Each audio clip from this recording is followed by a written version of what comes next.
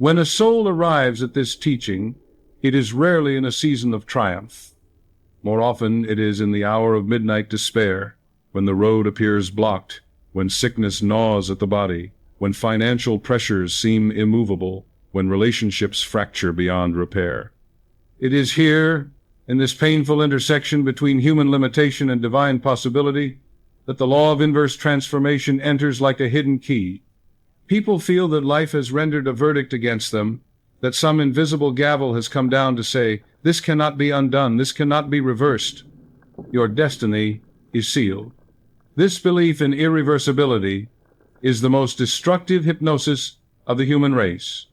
Yet, Joseph Murphy reminds us that there are no permanent sentences in the realm of spirit.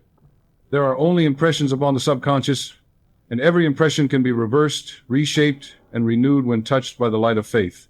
Consider the theology embedded in the words of Scripture. With God, nothing shall be impossible. That is not merely a poetic reassurance. It is a spiritual law that insists the so-called impossible is only a human label attached to a temporary condition.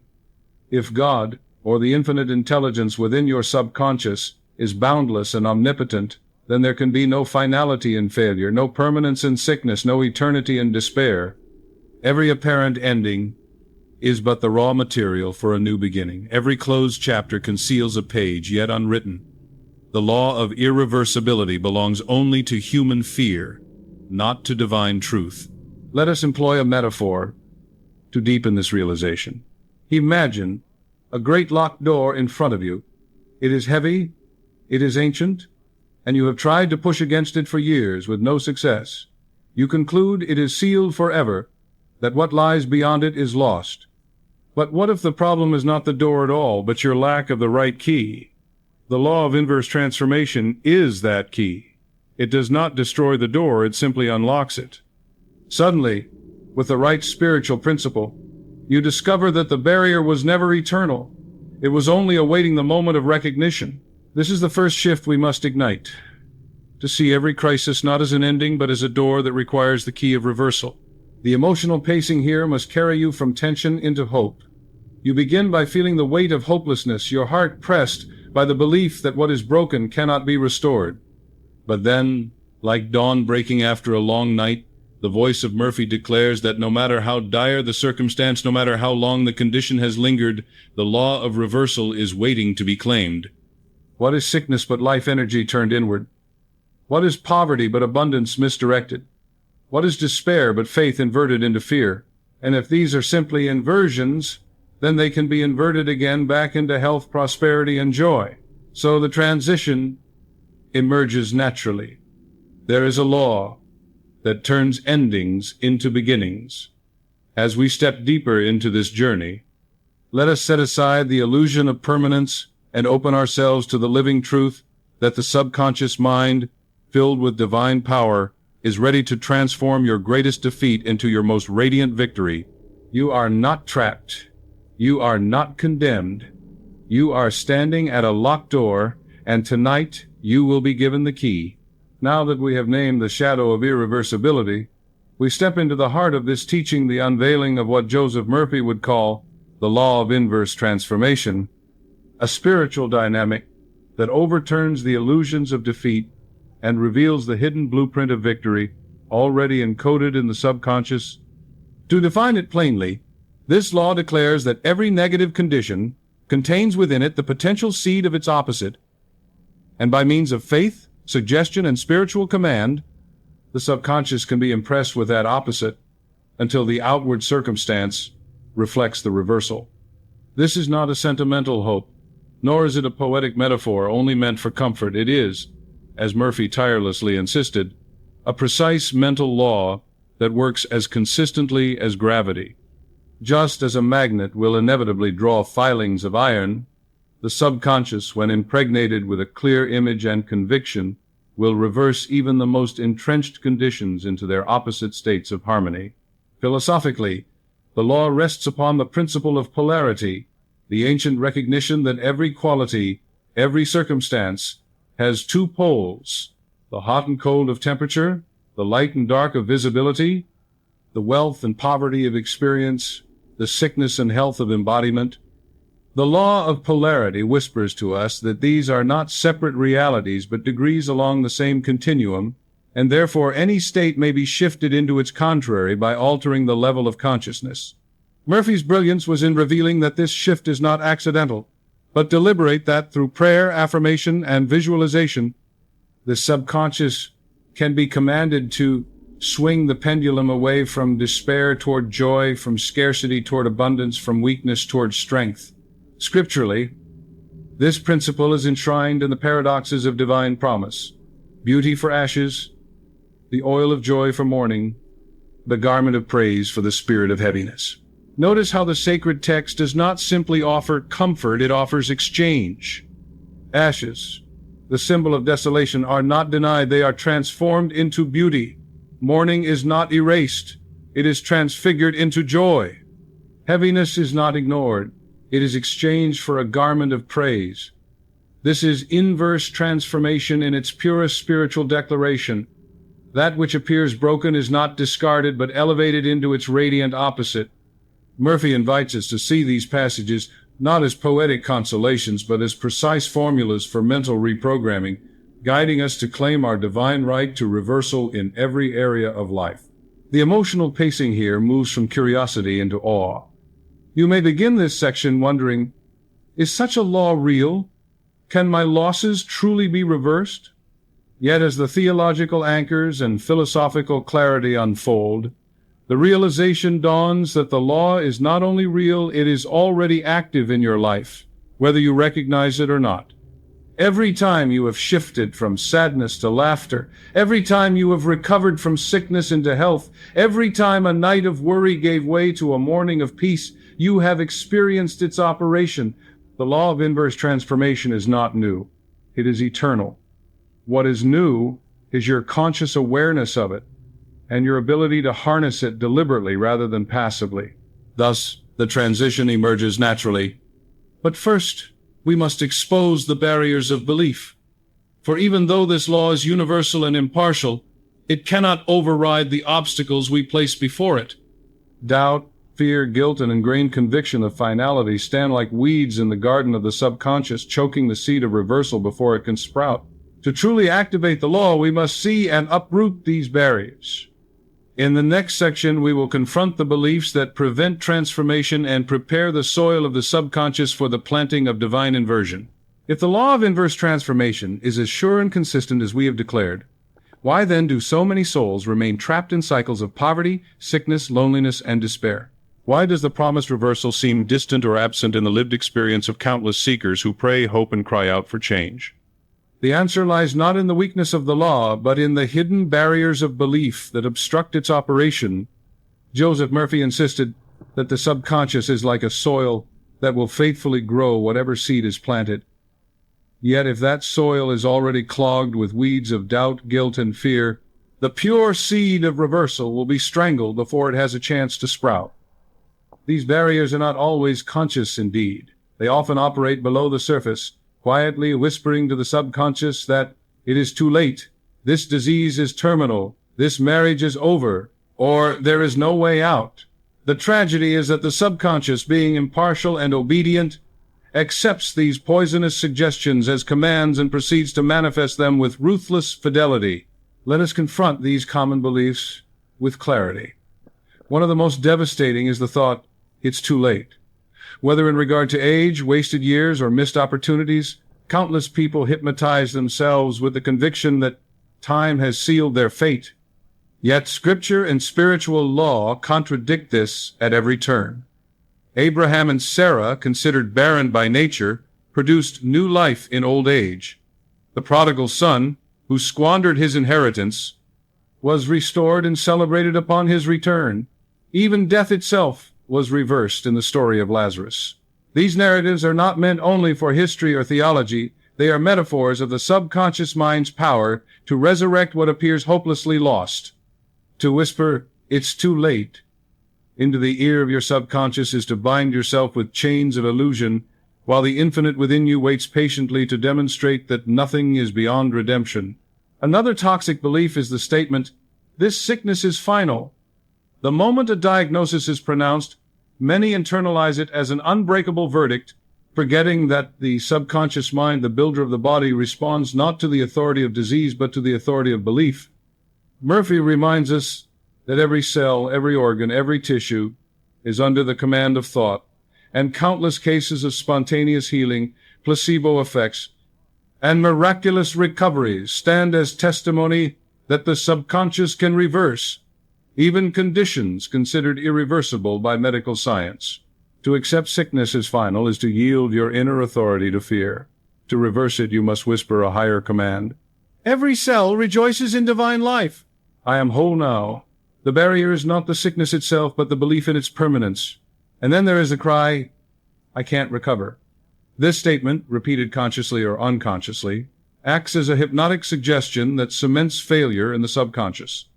Think of the subconscious as a faithful servant. If you instruct it, I cannot recover, it obeys by orchestrating circumstances, emotions, and even physical processes to confirm that conviction. Yet the moment you reverse the command, saying instead, I can and I will recover, for the infinite power within me is greater than this condition, the subconscious shifts its machinery to fulfill the new blueprint. Murphy likened this to the weeds in a garden. Unless you remove them, they will consume the nutrients and prevent the flowers from blossoming. Likewise, unless you identify and uproot the false beliefs, the subconscious cannot deliver the harvest of reversal you seek. The theological illustrations are vivid. Consider Jesus touching the blind, the lame, and the poor, not to reinforce their condition, but to reveal the law of reversal at work. Where there was blindness, sight appeared. Where there was poverty, abundance manifested through multiplication of loaves and fishes. Where there was despair, joy erupted. These were not arbitrary miracles, they were demonstrations of the subconscious responding to faith, aligning with the divine pattern of wholeness. The barrier for most of us is not the lack of divine power, but the hidden conviction that it won't work for me. This unbelief must be challenged, for it is the most subtle and dangerous of all. Metaphorically, picture a garden intended to yield a bountiful harvest of fruit and flowers. Yet the gardener, perhaps through neglect or ignorance, allows weeds to sprout unchecked. Soon the weeds spread their roots deep, drawing away water and nutrients, until the original plants wither. The subconscious is that garden. If you allow fear, guilt, resentment, and unbelief to remain unchallenged, they will choke the blossoms of faith and joy.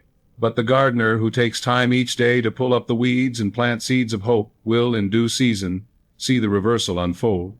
The emotional pacing of this section must carry us from empathy with the pain of those trapped in such beliefs into the dawning realization that these barriers, though powerful, are not permanent. They can be dissolved through spiritual reasoning, affirmations, and visualization. The weeds can be uprooted. The soil can be made fertile again. The transition is natural. Let us install spiritual reasoning, for having now seen the beliefs that bind us, we are ready to learn the higher truths that liberate us and prepare the subconscious to accept the seed of reversal without resistance. Having confronted the barriers of belief that strangle the seed of reversal before it can blossom, we now turn to the antidote, what Joseph Murphy called spiritual reasoning. Spiritual reasoning is not ordinary logic. For ordinary logic is bound by appearances, chained to the evidence of the senses, and hypnotized by the apparent permanence of conditions. Spiritual reasoning, on the other hand, begins with the eternal truths of the Spirit and interprets visible reality through that higher lens. It is the conscious act of saying, though my body trembles with weakness, I declare strength, for strength is the deeper law. Though my purse seems empty, I declare wealth, for wealth is the eternal substance of the infinite. Though my heart mourns in ashes, I declare beauty, for beauty is the seed hidden in the ashes themselves. This reasoning is not delusion but alignment, not denial but affirmation of the higher law that undergirds all temporary appearances. Consider the biblical command. Let the weak say, I am strong. At first glance, this seems absurd. Why should one who feels weak declare strength? Why should the sick man say, I am well? Yet Murphy insists that this is not contradiction, but creation. The subconscious mind accepts as true whatever is repeated with conviction, and therefore the act of declaring the opposite of your condition is the very method by which reversal occurs. Scripture is full of such paradoxical commands. Call those things which be not as though they were. Say to this mountain, be thou removed, and it shall be done. These are not metaphors for pious comfort. They are direct instructions in the language of subconscious programming.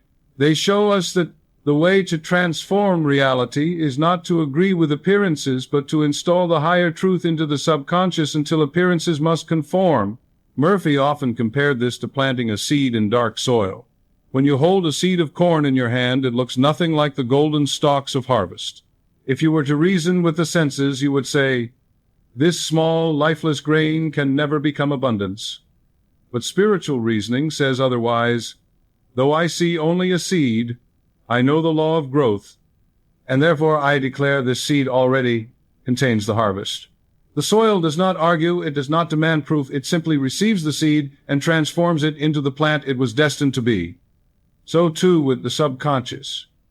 When you whisper, I am healed, though your body feels pain, the subconscious accepts the seed. When you affirm, I am prospered, though your bank account seems barren, the subconscious accepts the seed. And when that seed is accepted, the law of growth inevitably brings forth the harvest in your lived experience. The emotional pacing here is deliberate. At first, the skeptic within you resists, saying, how can I say I am strong when I feel weak? How can I say I am rich when I see lack? How can I say I am whole when I feel broken? But as the reasoning unfolds, as the scriptural anchors reinforce the teaching, your heart begins to soften. You begin to see that spiritual reasoning is not lying to yourself, but aligning with the eternal reality that transcends the temporary. You recognize that the ancient paradoxes of faith are not irrational commands, but divine strategies for reversing the hypnotism of appearances. And in that recognition, a new hope stirs. Because if weakness can be declared as strength, and ashes declared as beauty, then nothing in your life is beyond reversal. Metaphor deepens this realization. Imagine being in a cave, surrounded by darkness so complete you cannot see your hand before your face. The natural reasoning of the senses tells you darkness is all their island. Yet spiritual reasoning knows that beyond the cave, the sun is blazing, and even within the cave, light exists as potential, waiting for the moment a torch is struck. To declare I am strong in the midst of weakness is like striking that torch. It introduces a new frequency into the subconscious, and the darkness cannot resist it. It must yield. Thus, we arrive at the transition. Now we see the pattern. How do we impress it? For it is not enough to understand the principle or even to admire its elegance in Scripture. We must move from intellectual recognition to practical application, from abstract truth to daily ritual. And so in the next step, we will enter the subconscious acceptance ritual, where the teaching becomes practice, and where you will be guided to install the seed of reversal into the fertile soil of your deeper mind. Now that the ground has been prepared by the light of spiritual reasoning, we can dive deeper into the philosophy of reversal itself. For without this philosophical underpinning, the practice can feel mechanical, and without understanding its universal logic, the heart may hesitate in faith. At the very core of this philosophy lies the recognition of polarity, the eternal truth, that everything exists in degrees and that opposites are not absolute separations but relative ends of the same continuum. Cold and hot are not two separate realities. They are variations of temperature measured on a single scale. Poverty and wealth are not different substances. They are conditions of consciousness along one spectrum of supply.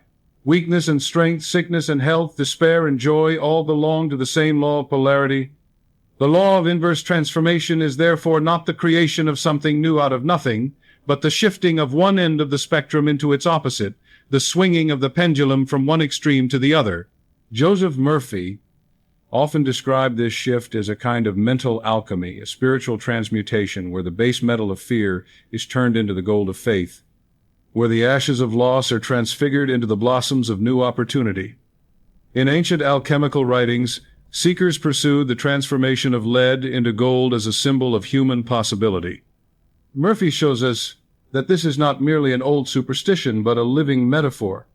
The lead of your current suffering, dense and heavy as it may be, contains within it the vibration of its opposite. Through affirmation, visualization, and conviction, you heat that lead with a fire of faith until it melts and reshapes itself into gold. Every condition is malleable in the furnace of belief.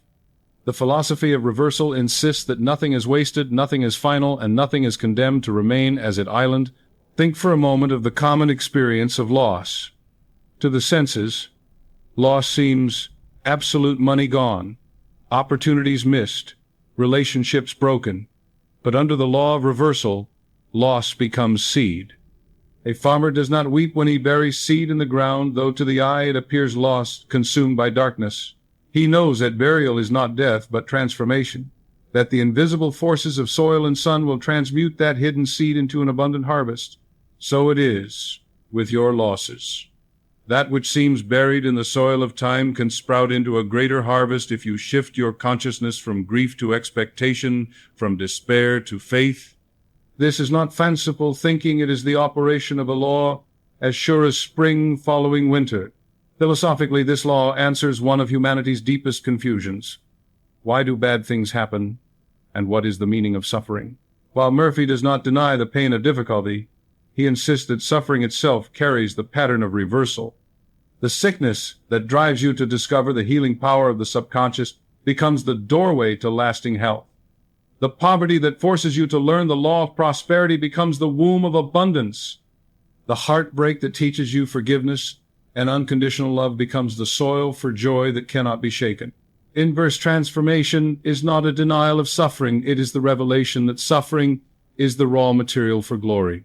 The emotional pacing of this section begins with intellectual satisfaction. Your mind nods in agreement with the logic of polarity and alchemy.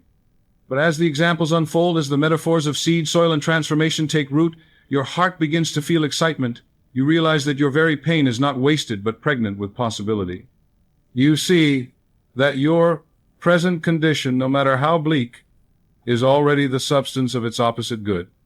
And in that realization, your spirit stirs with anticipation, for if this philosophy is true, then nothing can hold you in bondage. Not sickness, not poverty, not despair, not fear. The transition is now clear and compelling. Let us engage the subconscious ritual of acceptance. For philosophy, no matter how profound, must become practice. The idea must be impressed. The seed must be planted. The blueprint must be drawn on the canvas of the subconscious.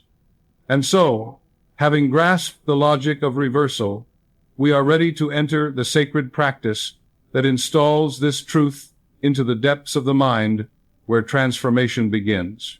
Having now walked through the shadows of despair and seen them pierced by the light of spiritual reasoning, and having grasped the philosophical foundation that every condition is but one end of a continuum that can be swung into its opposite, we now descend into the living chamber where change is actually made. The subconscious mind. For Joseph Murphy, all philosophy, all scripture, all affirmations must eventually arrive at this chamber, for it is here that the blueprint of life is drawn and redrawn. The subconscious is not swayed by argument, it is not impressed by intellectual speculation, and it is not moved by surface-level words uttered without conviction. It is moved by impressions, pictures bathed in emotion, whispers repeated with feeling, images saturated with faith.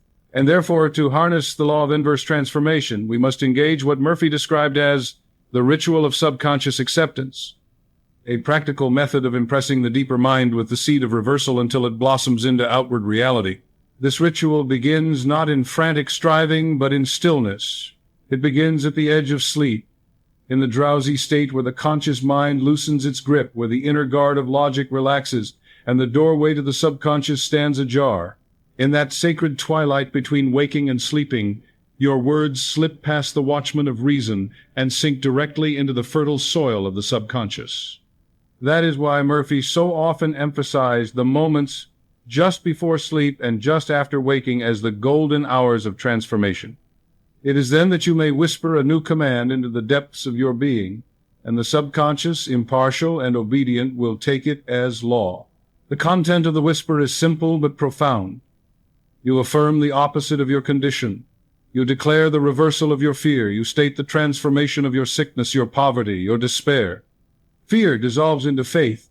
Weakness is now strength. Lack is now supply. Sickness is now health.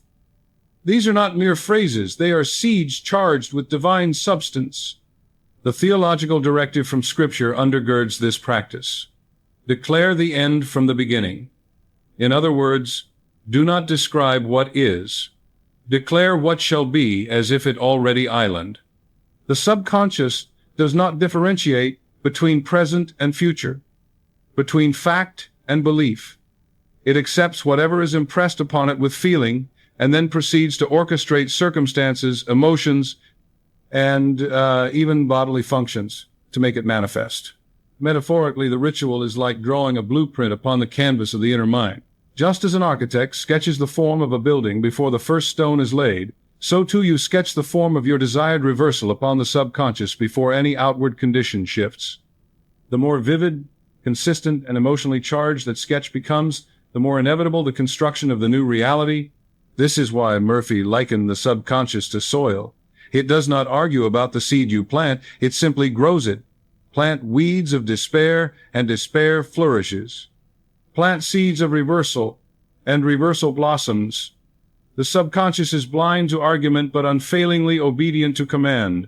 The emotional pacing of this section is one of gentle guidance. Here we are not stirring the fires of passion, but lowering ourselves into the still waters of assurance. The seeker must feel calm, receptive, almost childlike, for the subconscious opens most easily when the conscious mind is soothed. It is not the frantic prayer of desperation that moves the deeper mind, but the quiet whisper of faith, spoken in relaxation and certainty.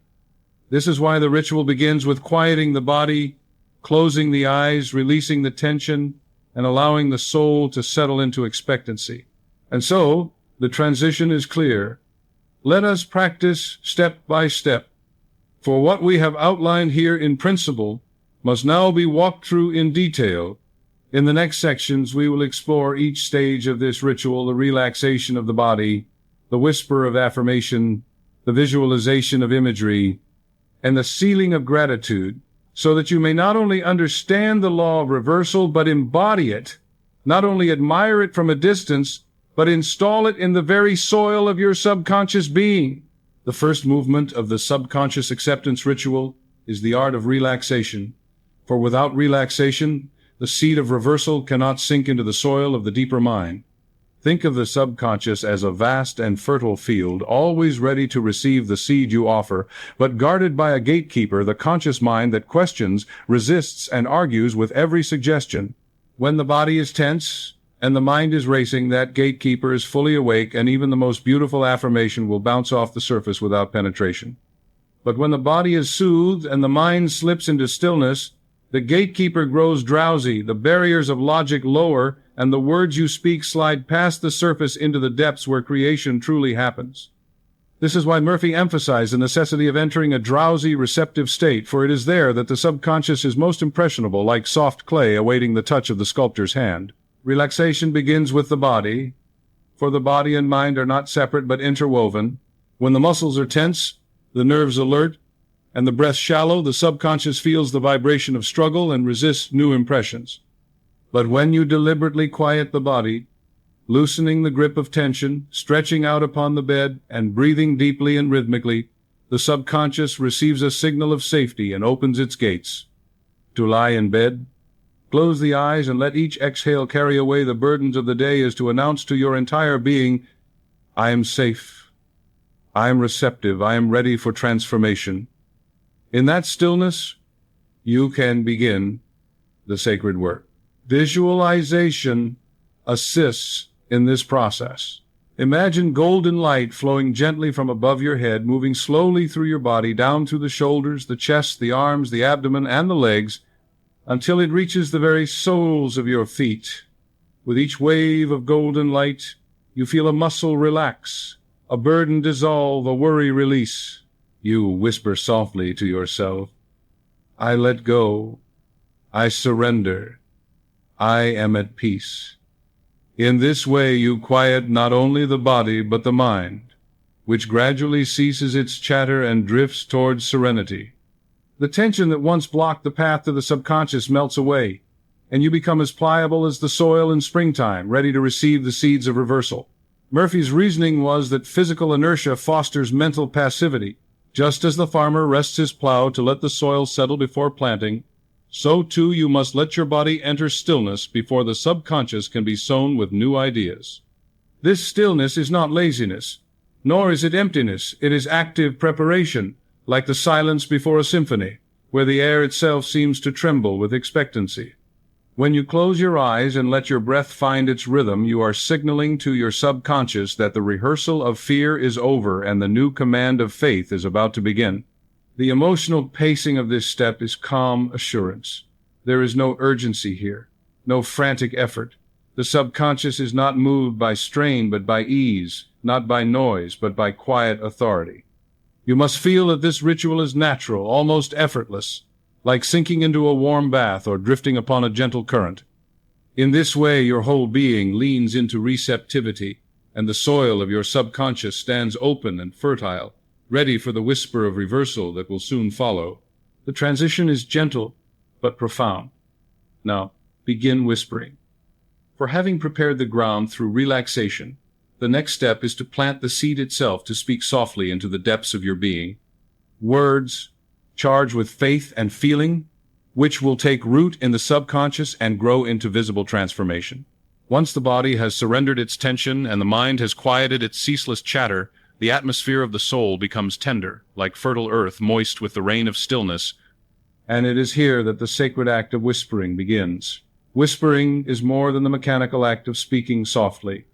It is the symbolic language of intimacy, the way a parent reassures a restless child in the night, the way lovers exchange secrets not meant for the crowded world, the way spirit itself breathes into the heart of man with a still small voice.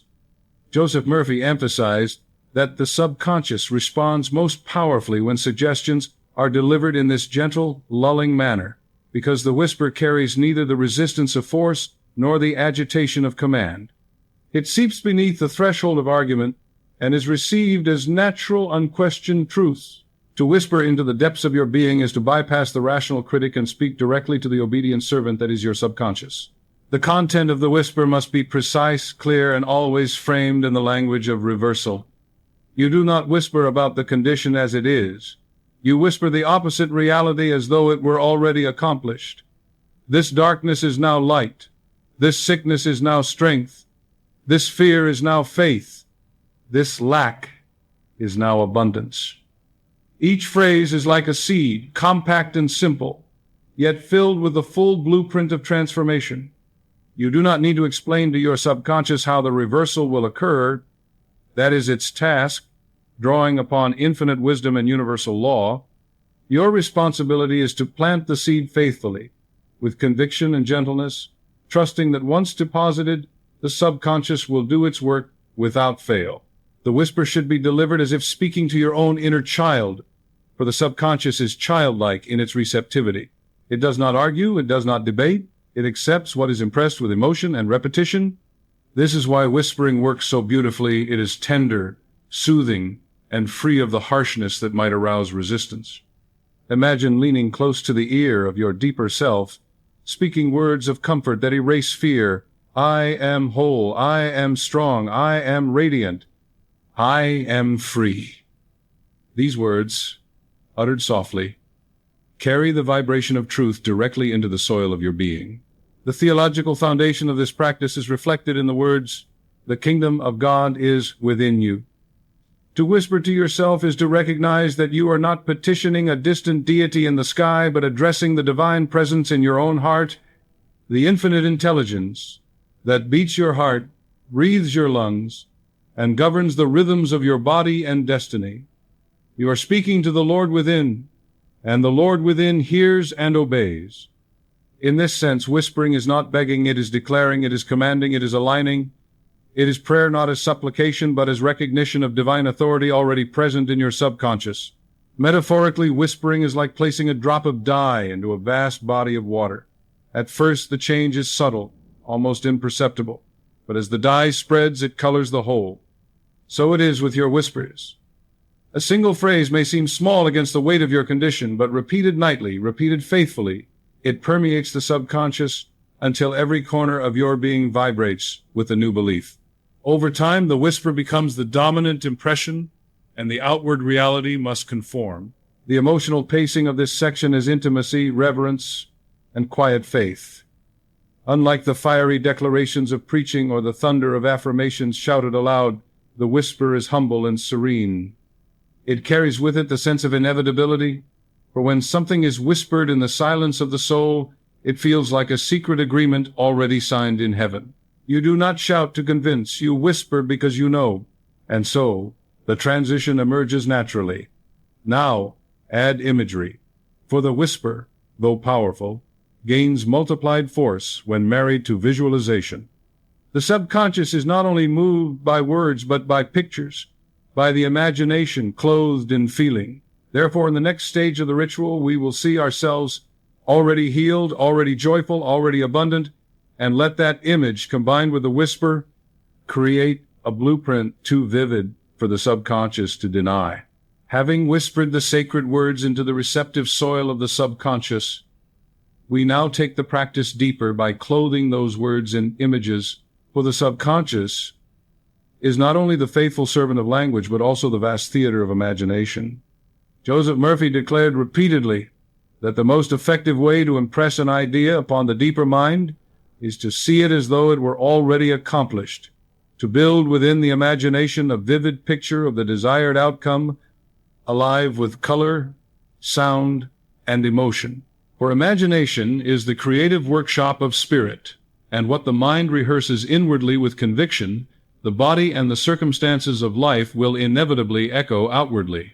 Thus, imagery becomes the marriage between word and vision, between affirmation and form, a holy union in which the seed of reversal is not only spoken but seen as reality. When you practice this step, you must first recognize the power already latent in your imagination. Consider how often fear has painted its images upon the canvas of your mind. The picture of failure before a speech, the vision of disease progressing unchecked, the nightmare of financial ruin. These mental movies, rehearsed again and again, have impressed themselves upon the subconscious and produced their likeness in outward life. If destructive images can bear such fruit, how much more powerfully can constructive, faith-filled images produce the harvest of healing, abundance, and joy? This is the essence of the law.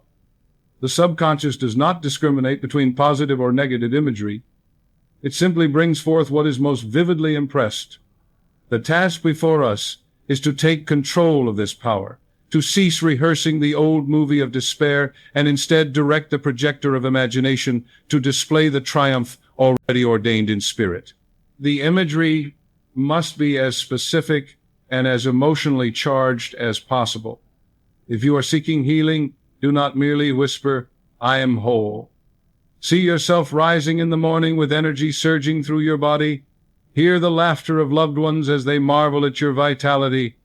Feel the strength in your limbs as you walk confidently in the sunlight. If you are reversing poverty, see yourself opening your wallet and finding it full. Picture yourself giving generously to causes you love. Imagine the joy of paying bills with ease and still having more than enough.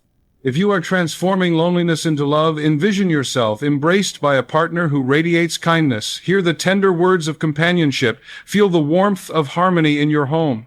The more alive the imagery, the deeper the impression. Murphy often reminded his readers of Hebrews 11:1. Faith is the substance of things hoped for, the evidence of things not seen. The imagination supplies the substance. It is the invisible evidence presented to the subconscious that the thing already exists. When you form the image clearly and hold it with feeling, the subconscious takes it as reality and begins the process of expression. This is why he advised making the image as real as possible, not a static picture, but a moving, living mental movie. For example, if you desire healing, do not simply see yourself lying in bed well. Imagine yourself running in the park, dancing with friends, working with vigor, moving through the scenes of life already restored. By rehearsing these mental movies, you condition your subconscious to accept the reversal as fact, and once accepted, expression is inevitable The metaphor of the phoenix rising from ashes captures this stage beautifully.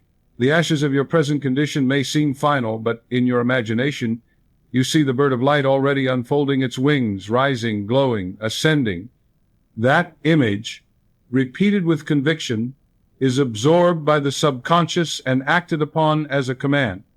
Just as the phoenix emerges from fire and ash to reveal its eternal renewal, so too your circumstances, when impressed with images of reversal, will rise anew. The emotional pacing here is wonder and trust. You are not straining, you are not forcing, you are allowing yourself to step into the joy of already possessing the good you desire. The whisper becomes flesh in the imagination, and your heart learns to rest in the vision as though it were already done. And this is why the next step is so essential, the sealing of gratitude. For gratitude is the final signature that tells the subconscious, this is not a wish, it is a fact. Gratitude affirms that the reversal is complete, that the imagery is already true, and that the subconscious can now bring it forth without resistance. Thus, having painted the image, we are ready to seal it with thanksgiving. If whispering is the planting of the seed and imagery is the watering of that seed with vivid life, then gratitude is the sunlight that assures its growth, for gratitude is the seal of completion, the final gesture that tells the subconscious, it is done. Joseph Murphy insisted that thanksgiving is not a polite afterthought, but a spiritual technique of the highest order. When you give thanks for something not yet visible, you are declaring to your subconscious and to the infinite that the matter is already settled, that the reversal has already occurred in the unseen realm, and therefore the visible must follow. Gratitude converts desire into possession. It transforms a longing into a claim. It shifts you from begging into owning. And because the subconscious accepts whatever is impressed with emotional conviction, the act of giving thanks closes the circuit of faith and activates the law of expression. When you enter this stage of the ritual, let your heart swell with the feeling that the good you sought has already arrived. If you have whispered, I am whole, and pictured yourself healthy, now feel gratitude as though the healing were already complete. Say softly, thank you, Father, that I am restored. If you have whispered abundance, now see your accounts filled, your needs met, your table spread, and then whisper, thank you, infinite supply, that I am richly provided for. If you have whispered harmony in relationships, now imagine the joy of reconciliation. Hear the laughter of love returned, and then murmur, thank you, divine love, for the harmony that fills my home. Each word of thanks is like a signature on a contract declaring the matter closed and the agreement sealed. Scripture reinforces this law. In everything give thanks, for this is the will of God concerning you. Notice the phrase in everything, not after everything is changed, not only when results are visible, but in the very midst of your condition, you are instructed to give thanks. Why? Because thanksgiving affirms the invisible reality. It declares that Spirit has already acted, and therefore your outer world is compelled to align. Gratitude is faith in motion. The living evidence that you believe what you have whispered and imagined is already yours. Murphy often reminded his students that thanksgiving generates a mood of expectancy, and expectancy is the atmosphere in which miracles appear. Metaphorically, gratitude is the key that locks the treasure chest. Imagine placing your desire into the vault of the subconscious. Whispering places the item inside. Imagery fills the vault with living color, but without gratitude the chest remains open, vulnerable to the winds of doubt. Gratitude is the golden key that turns the lock and seals the chamber, ensuring that the treasure remains secure until it appears in your life. It is as though you have signed the final page of a contract with the divine, and from that moment on the matter is settled. The emotional pacing of this stage is peace moving into certainty. At first you may struggle to feel genuine thanks for something not yet seen, but as you persist, your heart begins to glow with quiet assurance. You no longer feel the anxious hunger of desire. You feel the calm possession of faith. You rest in the awareness that the reversal is complete within, and therefore must express without. Gratitude transforms the practice from ritual into realization, from effort into rest, from longing into fulfillment. And so we reach the natural transition. Repetition makes it unbreakable. For a single whisper, a single image, and a single act of thanksgiving may impress the subconscious lightly, but to engrave it deeply, to establish the reversal as unshakable law within your being, you must repeat the ritual until the subconscious cannot resist it. Just as water wears away stone through constant flow, so too repetition carves the new pattern of belief until the old is erased and the reversal is inevitable. In the next section, we will explore how repetition, faithfully applied, ensures that the seed you have planted grows into the full harvest of transformation. The whisper has been spoken, the image has been painted, the gratitude has been sealed, yet Joseph Murphy reminds us that one act alone is often not enough to overturn the weight of years, perhaps decades, of negative conditioning. The subconscious mind, though infinitely powerful, is also immensely habitual. It clings to the grooves worn by repeated thoughts, much like a phonograph needle running endlessly along the same track, producing the same melody of fear, lack, or sickness. To change the tune, you must not only place a new record upon the turntable, but allow the needle to trace its grooves again and again, until the old song is forgotten and the new song becomes natural. This is the essence of repetition. It engraves, it deepens, it solidifies, it makes the new impression unbreakable. Without repetition, affirmations are like raindrops upon stone, momentarily refreshing but leaving no mark. With repetition, they are like a steady river that cuts a canyon through rock, carving a new reality into the landscape of the subconscious. Murphy often referred to the French psychologist Émile Coué, who famously taught his patients to repeat the affirmation, "Every day, in every way, I am getting better and better." Though simple, almost childlike in phrasing, this affirmation worked wonders because it was repeated faithfully, rhythmically, without strain, until it bypassed the conscious mind and became the accepted truth of the subconscious. Coué demonstrated that repetition alone, when coupled with expectancy, could reverse conditions ranging from nervous disorders to chronic illnesses. The subconscious does not care about the complexity of the statement. It cares about the persistence with which it is impressed.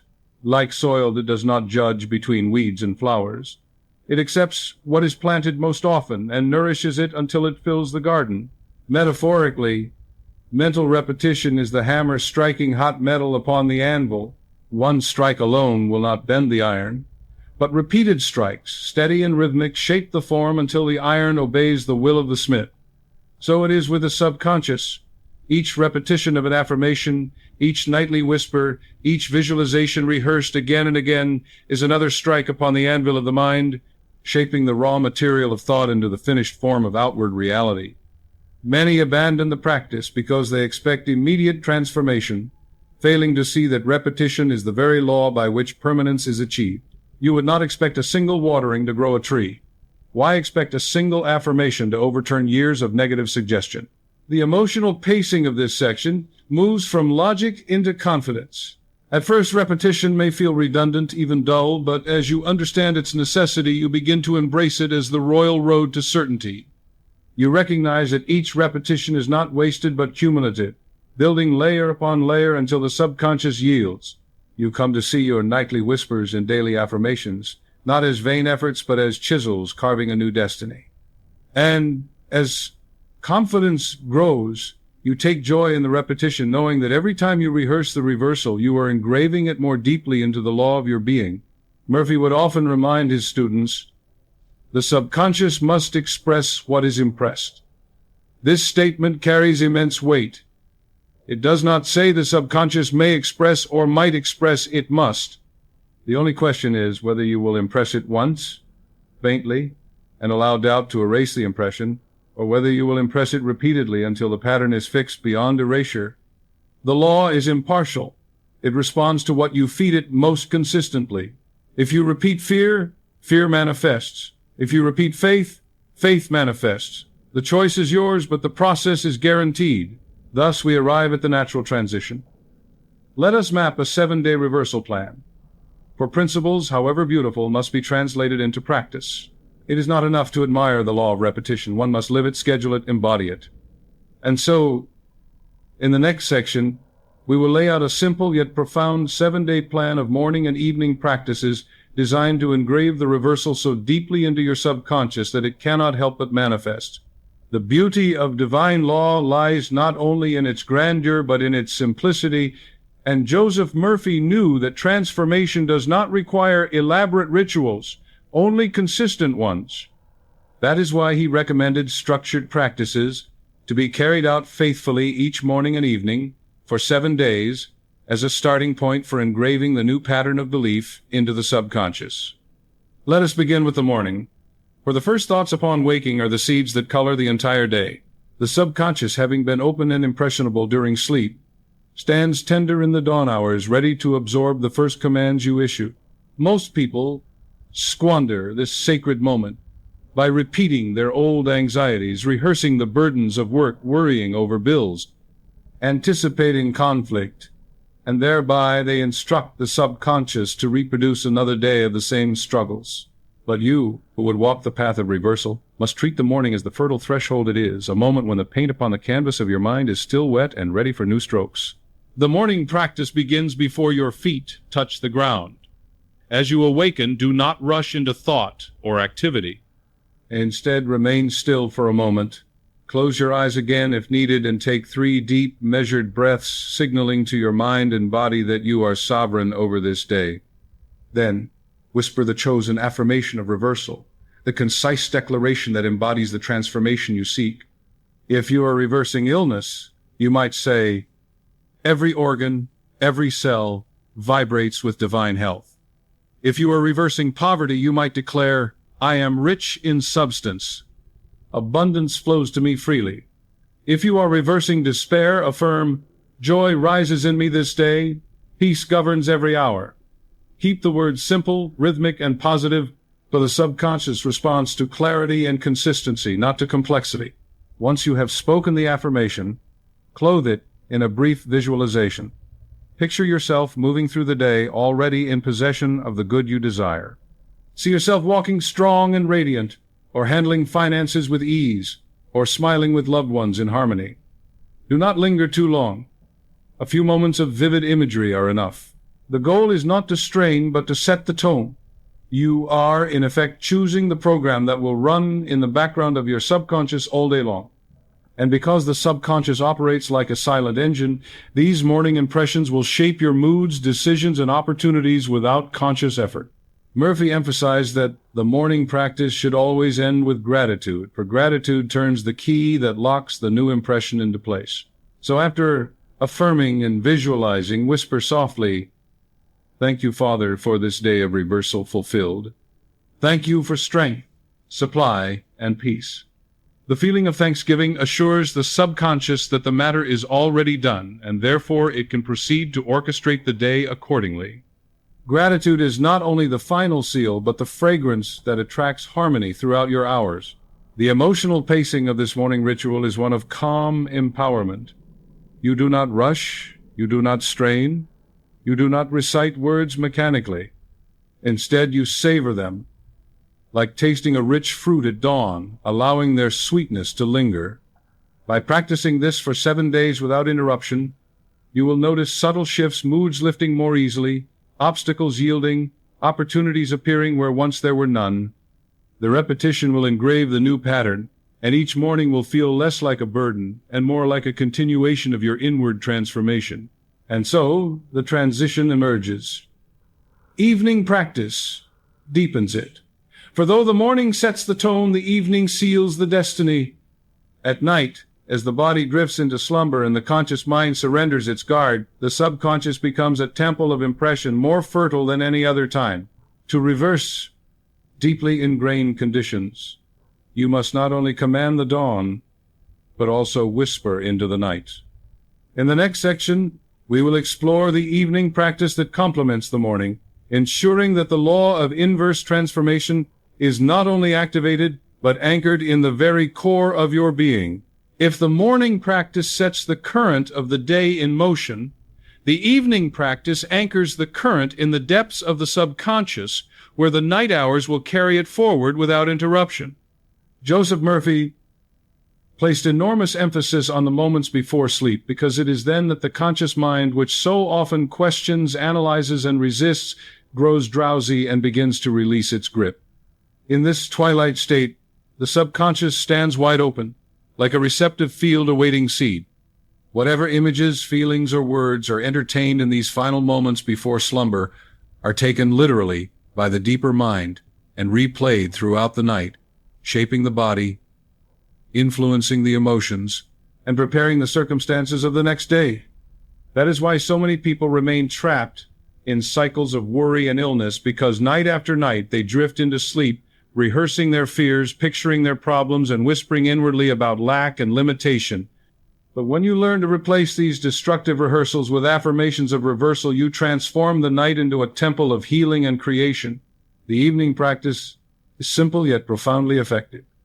As you lie in bed, allow your body to sink into relaxation. Feel the day's burdens melting away with each exhale, as though you were setting down heavy luggage at the close of a long journey.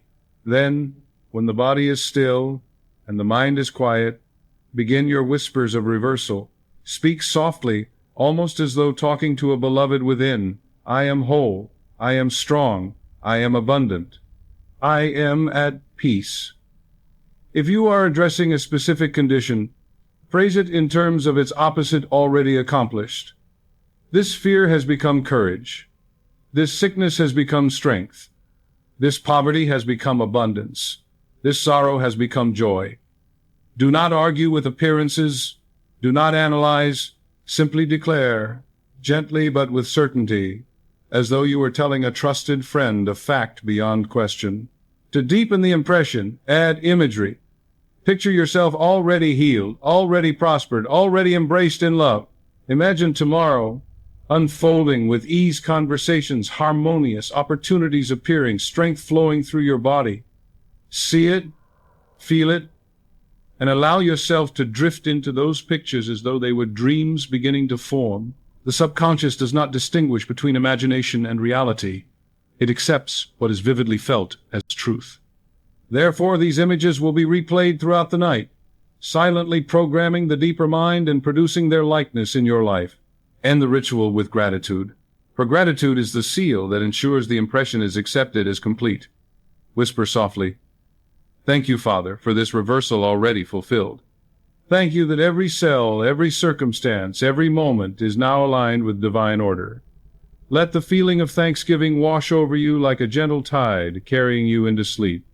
This mood of gratitude assures the subconscious that no more effort is needed, that the seed has been planted and the harvest is inevitable. The emotional pacing of this evening ritual is serenity moving into surrender. The morning practice fills you with empowerment, readying you for the tasks ahead. The evening practice, by contrast, empties you of struggle and rests you in the assurance that Spirit is working while you sleep. You are like a farmer who has tilled a field and sown the seed. At night he does not dig it up to check its progress. He rests, knowing that growth is occurring in silence.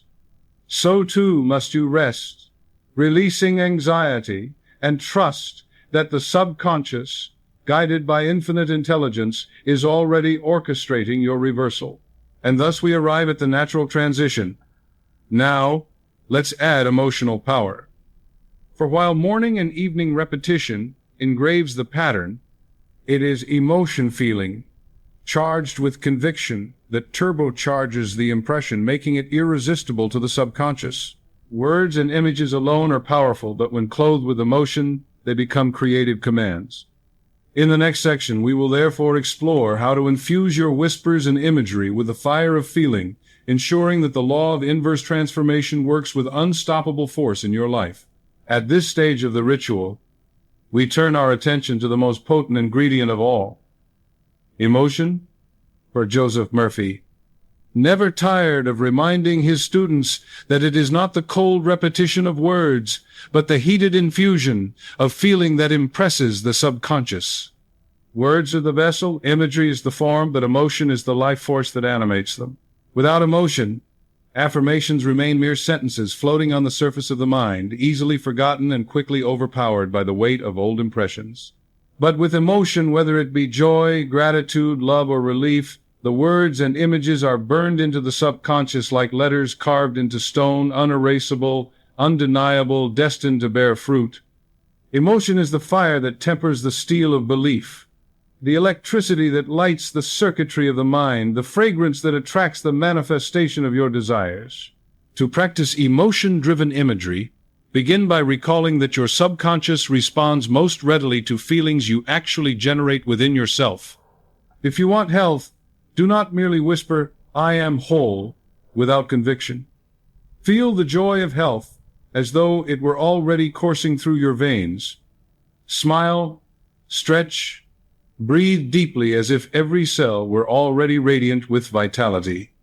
If you want abundance, do not merely say, "I am prospered." Feel the relief of bills paid, the satisfaction of giving freely, the quiet joy of knowing you are supported by infinite supply. Let your heart swell as though the abundance were already present, for in truth it is, in the invisible storehouse of spirit.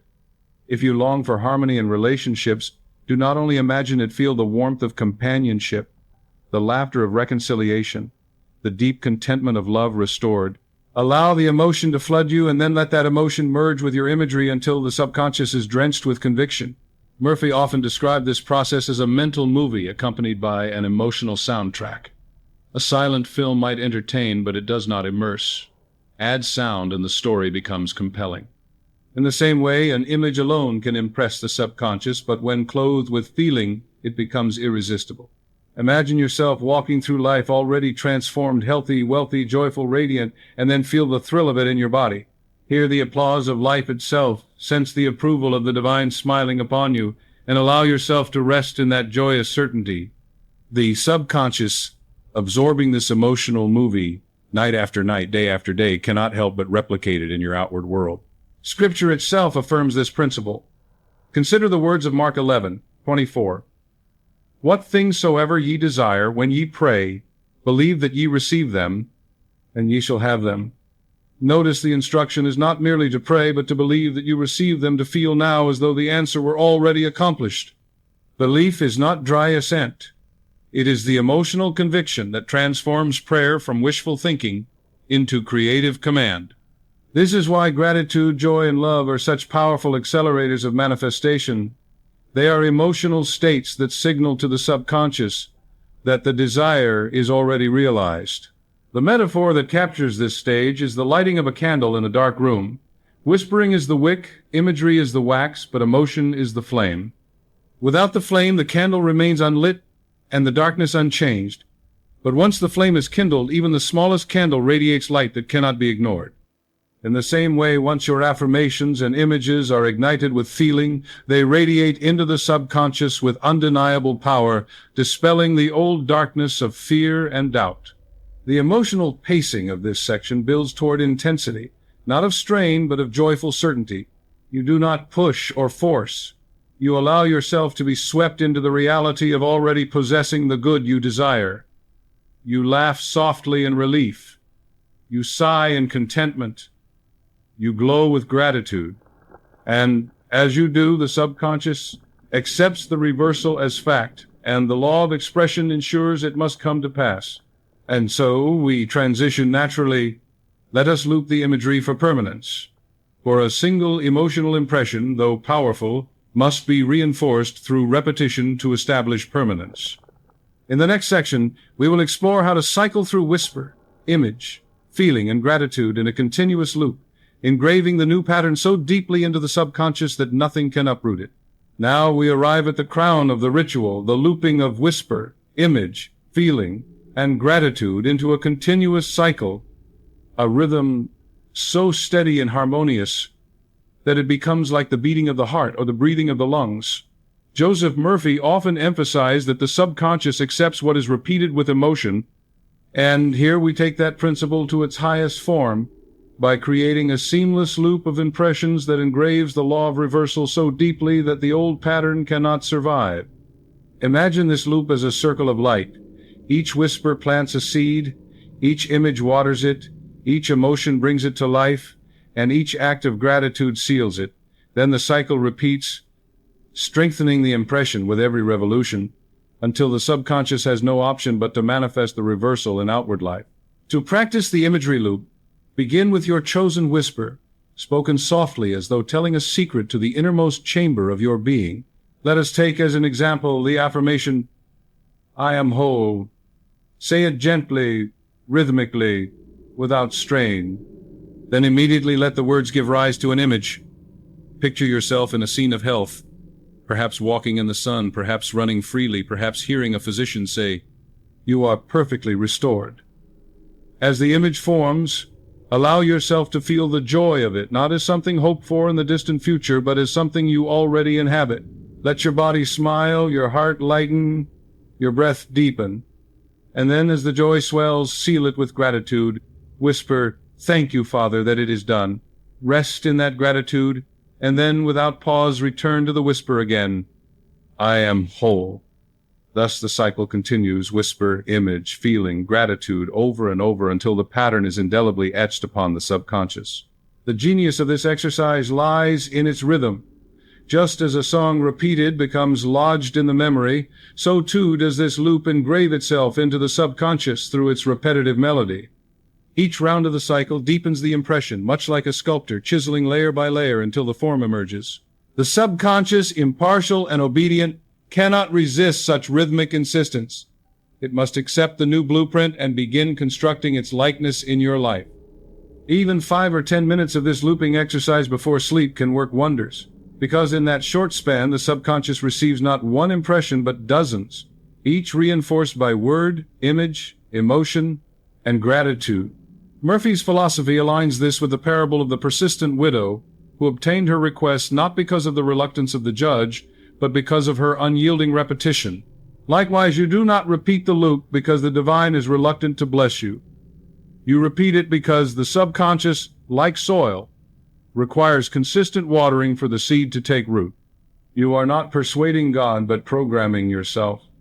And once the program is installed, once the subconscious accepts the reversal as truth, the outer world must conform, for the subconscious governs not only the functions of the body, but also the circumstances of your destiny.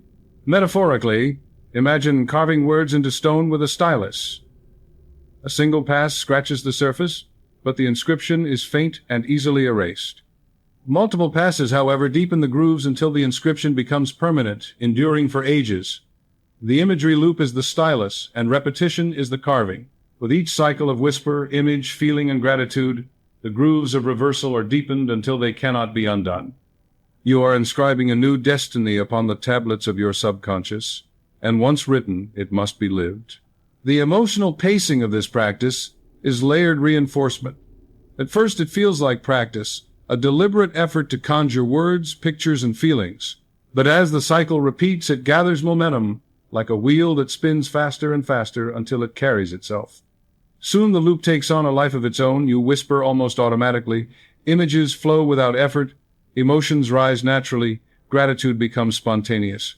In that moment, the reversal has been impressed, and manifestation becomes inevitable. Thus we come to the natural transition. Now, we look at testimonies of reversal, for theory inspires and practice empowers, but nothing cements belief, like the living witness of those who have walked this path and experienced the miracle of transformation.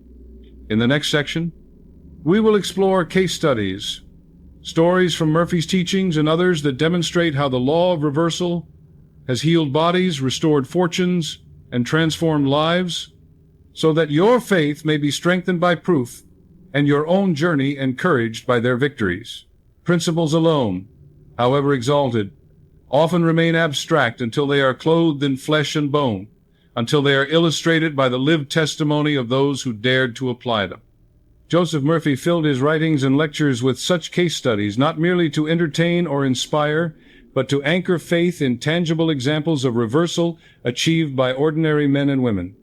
These stories serve as living proof that the law of inverse transformation is not a lofty theory reserved for mystics, but a universal law available to anyone who will persistently whisper, imagine, feel, and give thanks.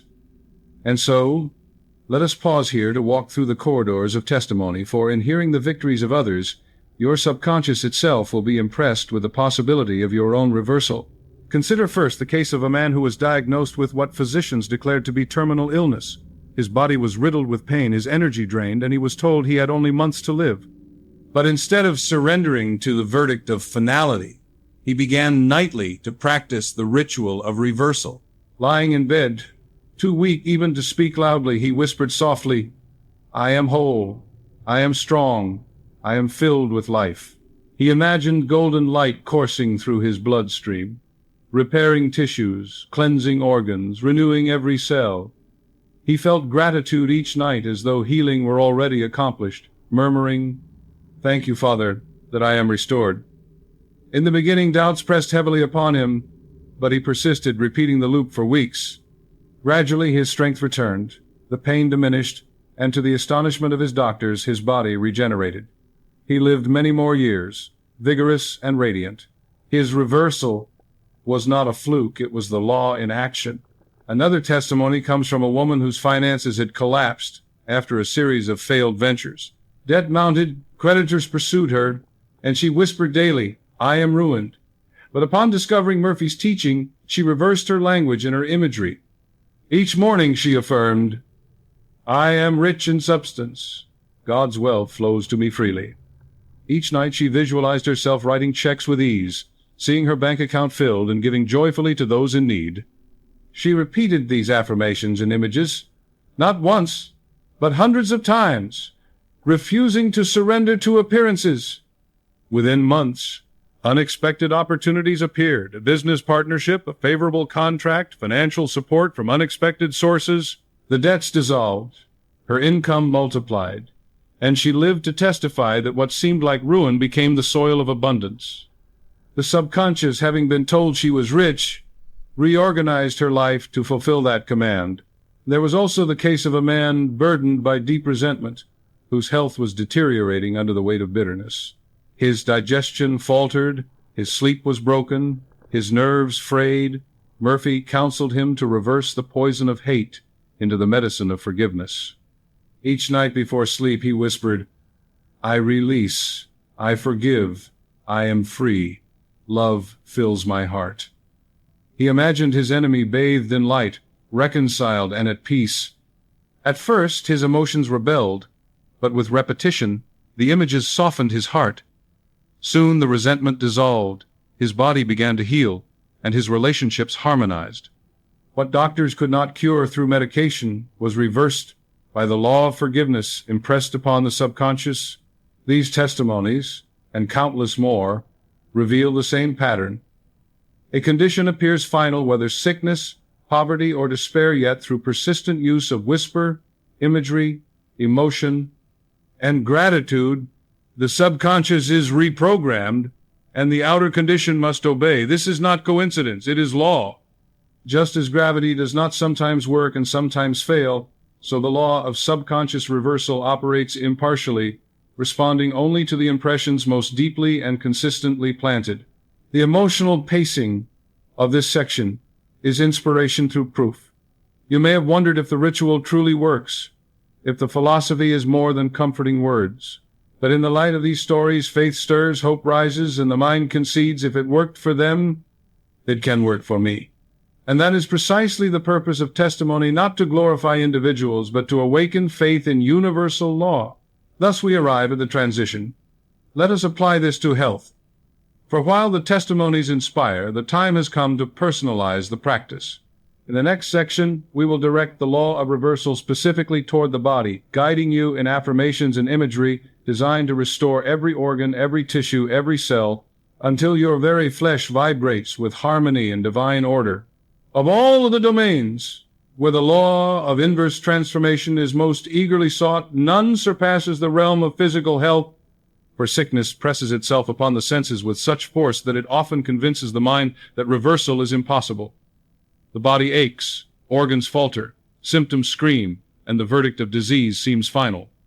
Yet Joseph Murphy never tired of affirming that the subconscious mind is the silent architect of the body, governing the countless functions that sustain life. Without your conscious awareness, your heartbeat, digestion, circulation, cell renewal, and if the subconscious governs these processes in obedience to the patterns impressed upon it, then by reprogramming the subconscious, you can reverse the blueprint of disease into the blueprint of health. This is not fanciful hope, but spiritual science. As the subconscious has built disorder under the suggestion of fear, stress, and negative belief, so it can rebuild harmony under the suggestion of faith, peace, and affirmation. Begin by recognizing that every cell of your body is alive with intelligence, receptive to the commands of thought. When you whisper, "Every cell rejoices in divine life," you are not speaking metaphorically. You are addressing living entities within your body that respond to vibration, suggestion, and emotional frequency. Picture your cells as an orchestra, each instrument playing its part in the symphony of health.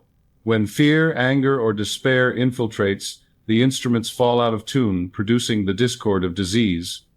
But when you speak words of harmony, visualize radiant light, and feel gratitude, you retune the orchestra, restoring the symphony of wellness.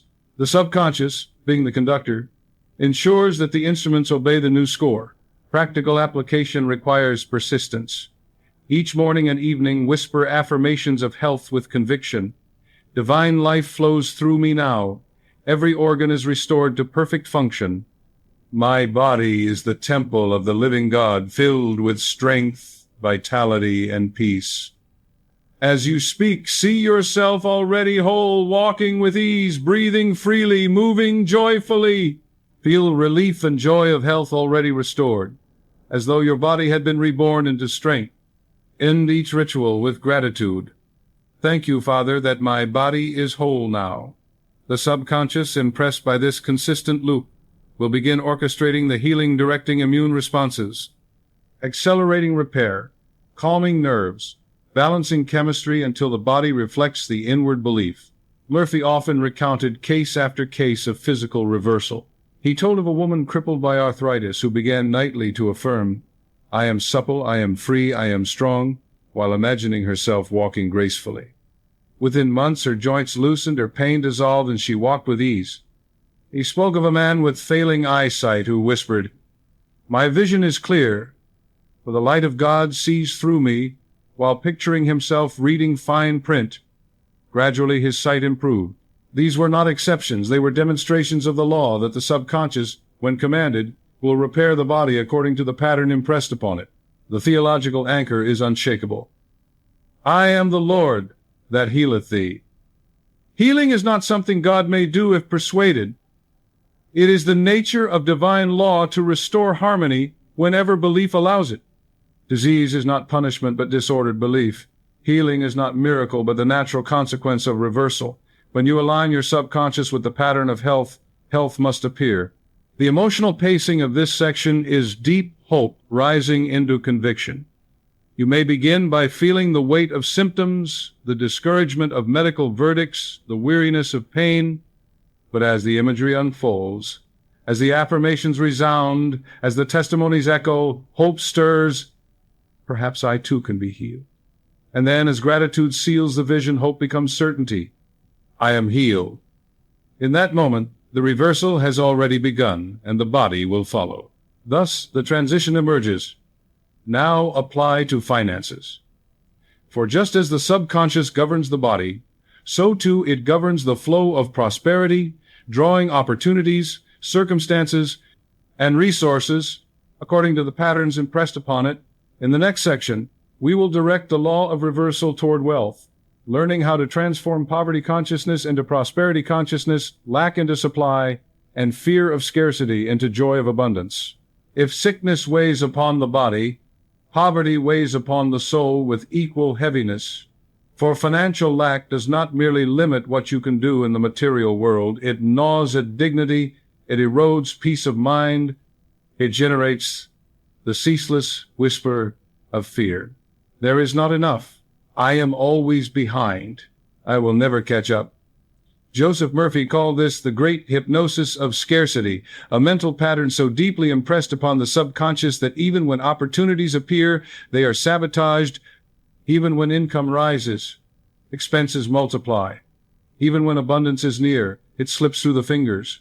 Poverty is not fundamentally the absence of money, it is the presence of a subconscious belief in limitation, a blueprint of lack continually reproduced in the circumstances of life. And if it is a belief, then it can be reversed. For belief is clay in the hands of the subconscious, and the law of inverse transformation can mold that clay into the form of prosperity.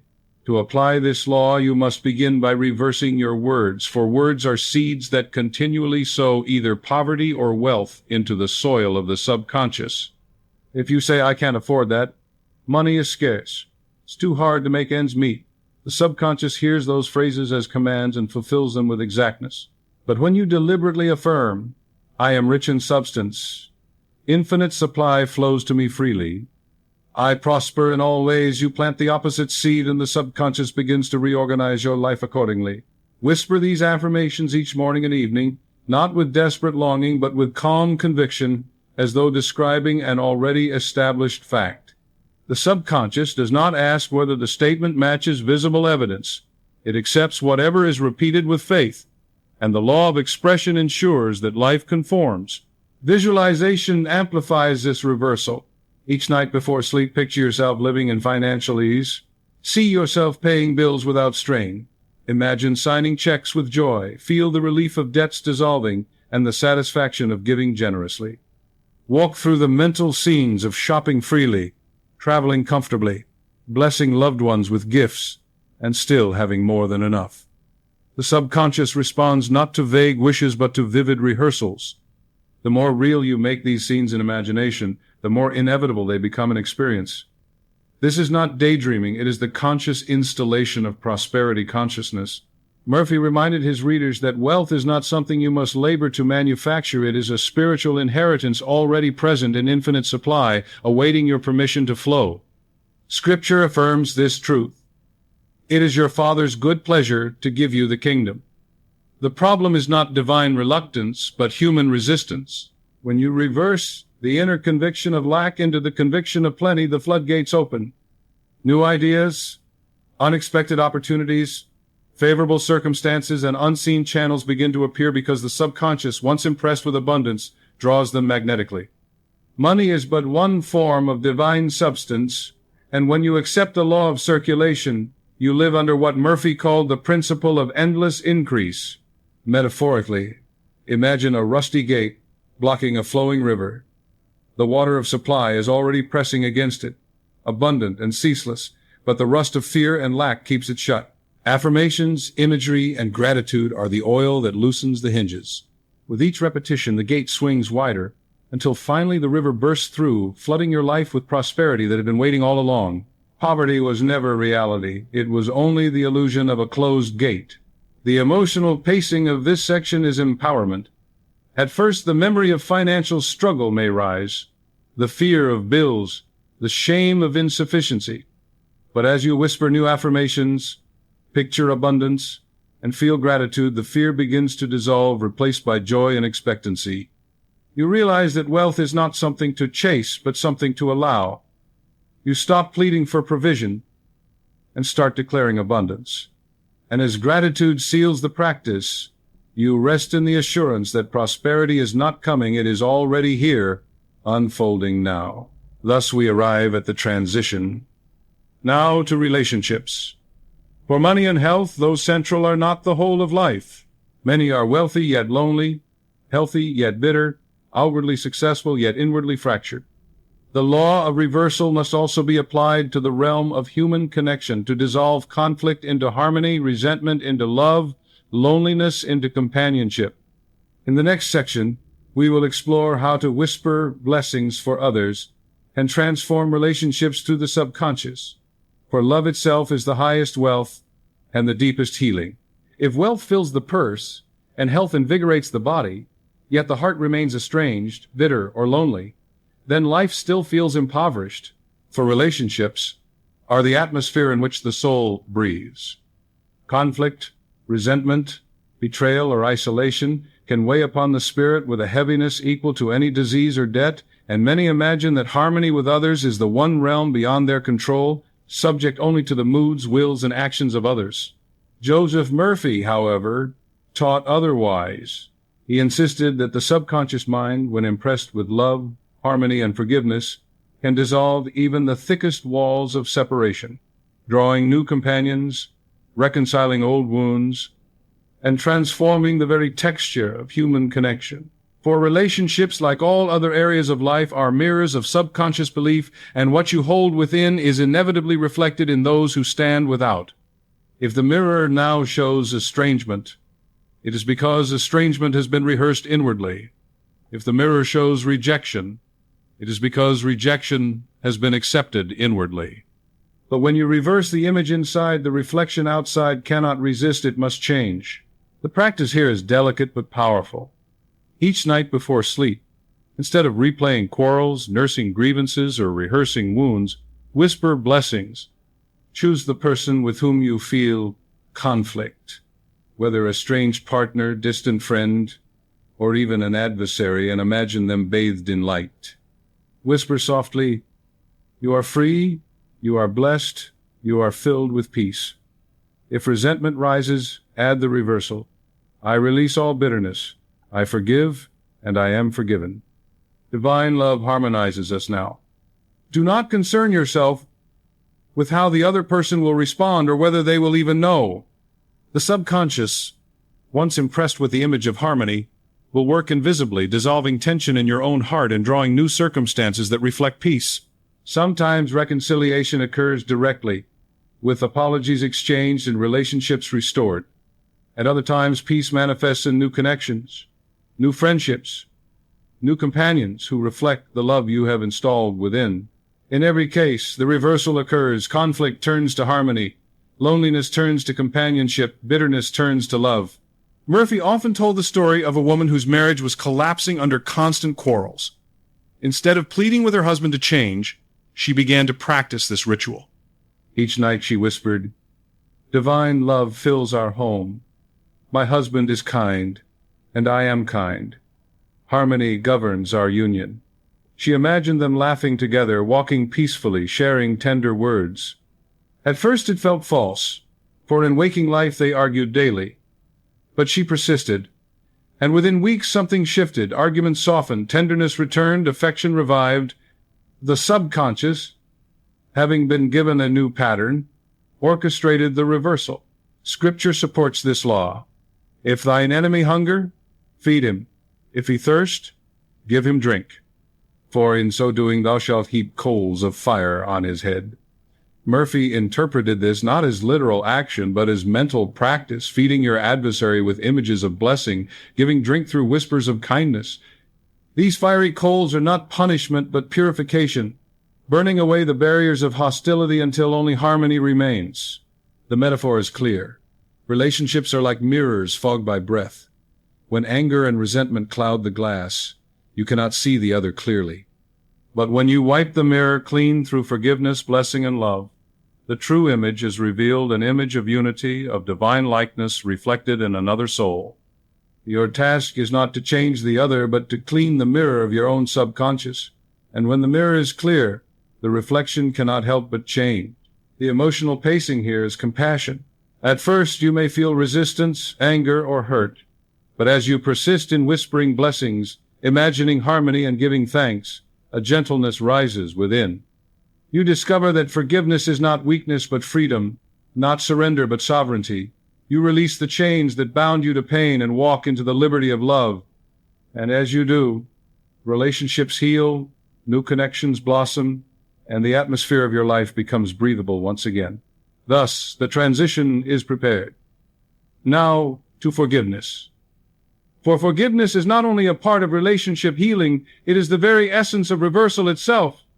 Resentment poisons the subconscious, blocking every channel of blessing, while forgiveness cleanses the soil and allows the seed of reversal to grow. In the next section, we will explore forgiveness as the great purifier, the master key that dissolves poisons, unlocks reversals, and floods the soul with freedom. If the law of inverse transformation has one supreme catalyst, one master key that dissolves resistance and accelerates the flowering of good, it is forgiveness. For nothing clogs the channels of the subconscious more powerfully than resentment, and nothing purifies them more completely than the act of releasing it. Joseph Murphy observed time and again that people who struggle to manifest healing, prosperity, or harmony often carried within them the hidden poison of bitterness, guilt, or self-condemnation. Like stagnant water, these emotions breed disease, misfortune, and misery because the subconscious, being obedient, reproduces whatever impressions it receives. When filled with resentment, it reproduces conflict. When filled with guilt, it reproduces punishment. When filled with anger, it reproduces strife. But when forgiveness is installed, when love replaces resentment and peace replaces bitterness, the entire subconscious pattern is reversed, and healing, abundance, and joy flow freely once more. Forgiveness is the very embodiment of inverse transformation, for it takes the ashes of offense and turns them into the beauty of reconciliation. It takes the heaviness of anger and transforms it into the garment of praise. It takes the weakness of guilt and converts it into the strength of acceptance. Murphy often described unforgiveness as a toxin that circulates through the bloodstream, disturbing digestion, upsetting sleep, burdening the heart. Medical science itself affirms that resentment can raise blood pressure, weaken immunity, and disturb the nervous system. Yet when forgiveness is embraced, even silently, even in the privacy of one's own whispers, the body responds. With release, the breath deepens, the muscles relax, the heart rate steadies. Forgiveness is not merely spiritual in its effects. It is physiological, psychological, and relational. The practice of forgiveness as reversal is simple but profound. Each night before sleep, call to mind any person or situation toward whom you feel resentment and whisper softly, "I release you. I forgive you. I am free. You are free." If emotions of anger or pain rise, do not resist them. Simply let the words wash over them like a cleansing tide. Visualize the person bathed in divine light, smiling, whole, and at peace. Then imagine yourself likewise radiant, unburdened, standing tall and free. End with gratitude. Thank you, Father, that love flows freely in me. Thank you that I am cleansed, that I am free, even if reconciliation in the outer world never occurs. The reconciliation within is enough to transform your subconscious. And when your subconscious is cleansed, the outer world must eventually reflect it. Murphy shared the story of a businessman crippled by ulcers and insomnia, whose resentment toward a former partner consumed his every thought. No medicine provided relief, no therapy eased his pain. Finally, under Murphy's guidance, he began each night to whisper forgiveness. I forgive him. I release him. I wish him well. At first it felt false, even impossible, but he persisted. Within weeks, his ulcers healed, his sleep returned, and his business began to prosper again. The outer reversal was dramatic, but it was preceded by the inner reversal, the cleansing of resentment from the subconscious. Scripture, too, makes this law clear. Forgive, and ye shall be forgiven. This is not merely moral instruction, it is metaphysical law. The act of forgiving others installs within your subconscious the conviction that you are also forgiven, free of guilt, free of condemnation. And once guilt is lifted, the subconscious no longer produces punishment but blessing. Forgiveness is the universal solvent that dissolves all poisons, releasing the flow of divine life into every area of existence. The metaphor is that of a clogged river. When resentment, guilt, or bitterness builds up, it is like debris damming the flow of water. The river still presses forward, but its path is blocked, causing stagnation, flooding, and decay. The moment forgiveness is practiced, the debris is cleared, the waters rush freely, and the river sparkles once more with vitality. In the same way, forgiveness unclogs the channels of the subconscious, allowing the river of spirit to flow unobstructed into health, wealth, and harmony. The emotional pacing of this section is relief. At first, forgiveness may feel heavy, resisted by memories of wrong suffered or guilt carried. But as the words are whispered and the imagery rehearsed, a lightness dawns. The heart begins to breathe again. The soul feels cleansed. Tears may come, but they are tears of release, the washing away of years of pain. And when the final gratitude is spoken, peace settles like a gentle mantle upon the shoulders. Thus the transition comes naturally. Now intuition will guide your reversals. For once the subconscious is cleansed through forgiveness, it becomes clear, receptive, and sensitive to the guidance of the infinite within. Dreams, hunches, and inner whispers arise to direct you toward the outward fulfillment of your reversals. In the next section, we will explore how intuition, born of the subconscious, becomes the guiding hand that leads you into health, wealth, love, and peace. When the mind has been cleansed by forgiveness and harmonized by gratitude, when the old patterns of bitterness and fear have been dissolved, the subconscious becomes like a clear mirror, capable of reflecting the light of divine wisdom without distortion. In this state, a new faculty begins to emerge with striking clarity and intuition. Joseph Murphy often described intuition as the voice of God within, the gentle whisper of infinite intelligence guiding you toward the path of healing, abundance, and harmony. It is not a thunderous command from the heavens, but a quiet impression, a sudden knowing, an inner nudge that arises spontaneously when the subconscious has been properly impressed with the pattern of reversal. Just as the body obeys the subconscious when commanded toward health, so too circumstances begin to obey when the subconscious is guided by intuition. Reversals that seemed impossible a week ago begin to take shape, and doors that were locked for years suddenly swing open, not by accident, but by the silent orchestration of the deeper mind responding to divine direction. To activate intuitive reversals, you must invite them consciously. Each night before sleep, after whispering your affirmations and picturing your imagery, add a request. Guide me tonight in wisdom. Show me the way. Reveal to me the steps of my reversal. Speak these words softly, with the same tenderness as all your affirmations, and then allow yourself to drift into slumber with expectancy. Often, guidance will come in the form of dreams, symbols that the subconscious uses to convey its message. Other times it will appear upon waking as a sudden clarity about what you must do, or as a gentle hunch during the day, nudging you toward a conversation, a decision, an opportunity. What seemed like coincidence will reveal itself as divine appointment, the subconscious guiding your steps according to the blueprint impressed within it. Murphy recounted many stories of individuals who found themselves directed by intuition once they embraced the law of reversal. A man seeking prosperity began affirming nightly, "Wealth flows to me freely. I am rich in substance," and he asked for guidance. One night he dreamed of a storefront in his city. Upon visiting it the next morning, he discovered it was available for lease at a rate far below market value. He opened a small shop there, which flourished, reversing his financial ruin into abundance. Another woman, longing for healing, prayed before sleep, "Guide me to my restoration." That night she dreamed of a particular fruit and awoke with the impression to change her diet. Following the inner prompting, her health gradually improved. These were not accidents, they were the natural operation of a subconscious tuned to divine wisdom. The theological anchor for this truth lies in the Scripture. "In all thy ways acknowledge him, and he shall direct thy paths." To acknowledge Spirit is to whisper, to visualize, to feel gratitude, to practice forgiveness, and then to listen. The subconscious, once aligned, becomes a channel through which the infinite speaks. And because Spirit knows the end from the beginning, the guidance you receive will always be perfectly suited to your reversal. Trust it, follow it, and you will see the transformation unfold with elegance. The metaphor for intuition is the compass. When lost in a wilderness, a compass does not shout directions but quietly points north. It does not force your steps but gently indicates the path. Likewise, intuition does not coerce but suggests, does not overwhelm but whispers.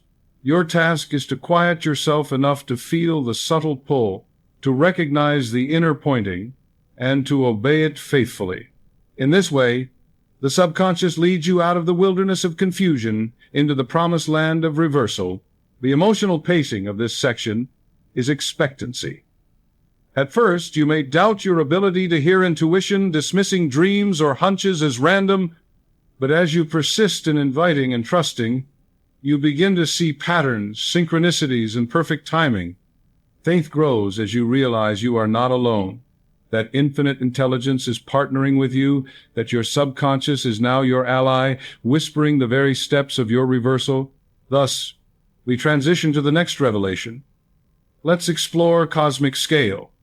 For while intuition guides you personally, the law of inverse transformation is not limited to individuals.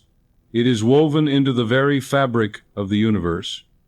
In the next section, we will rise from the personal to the cosmic, seeing how the law of reversal governs galaxies as surely as it governs cells, and how aligning with it places you in harmony with the vast currents of creation itself. Up to this point, we have considered the law of inverse transformation, primarily on the personal plane, your health, your finances, your relationships, your inner states of mind.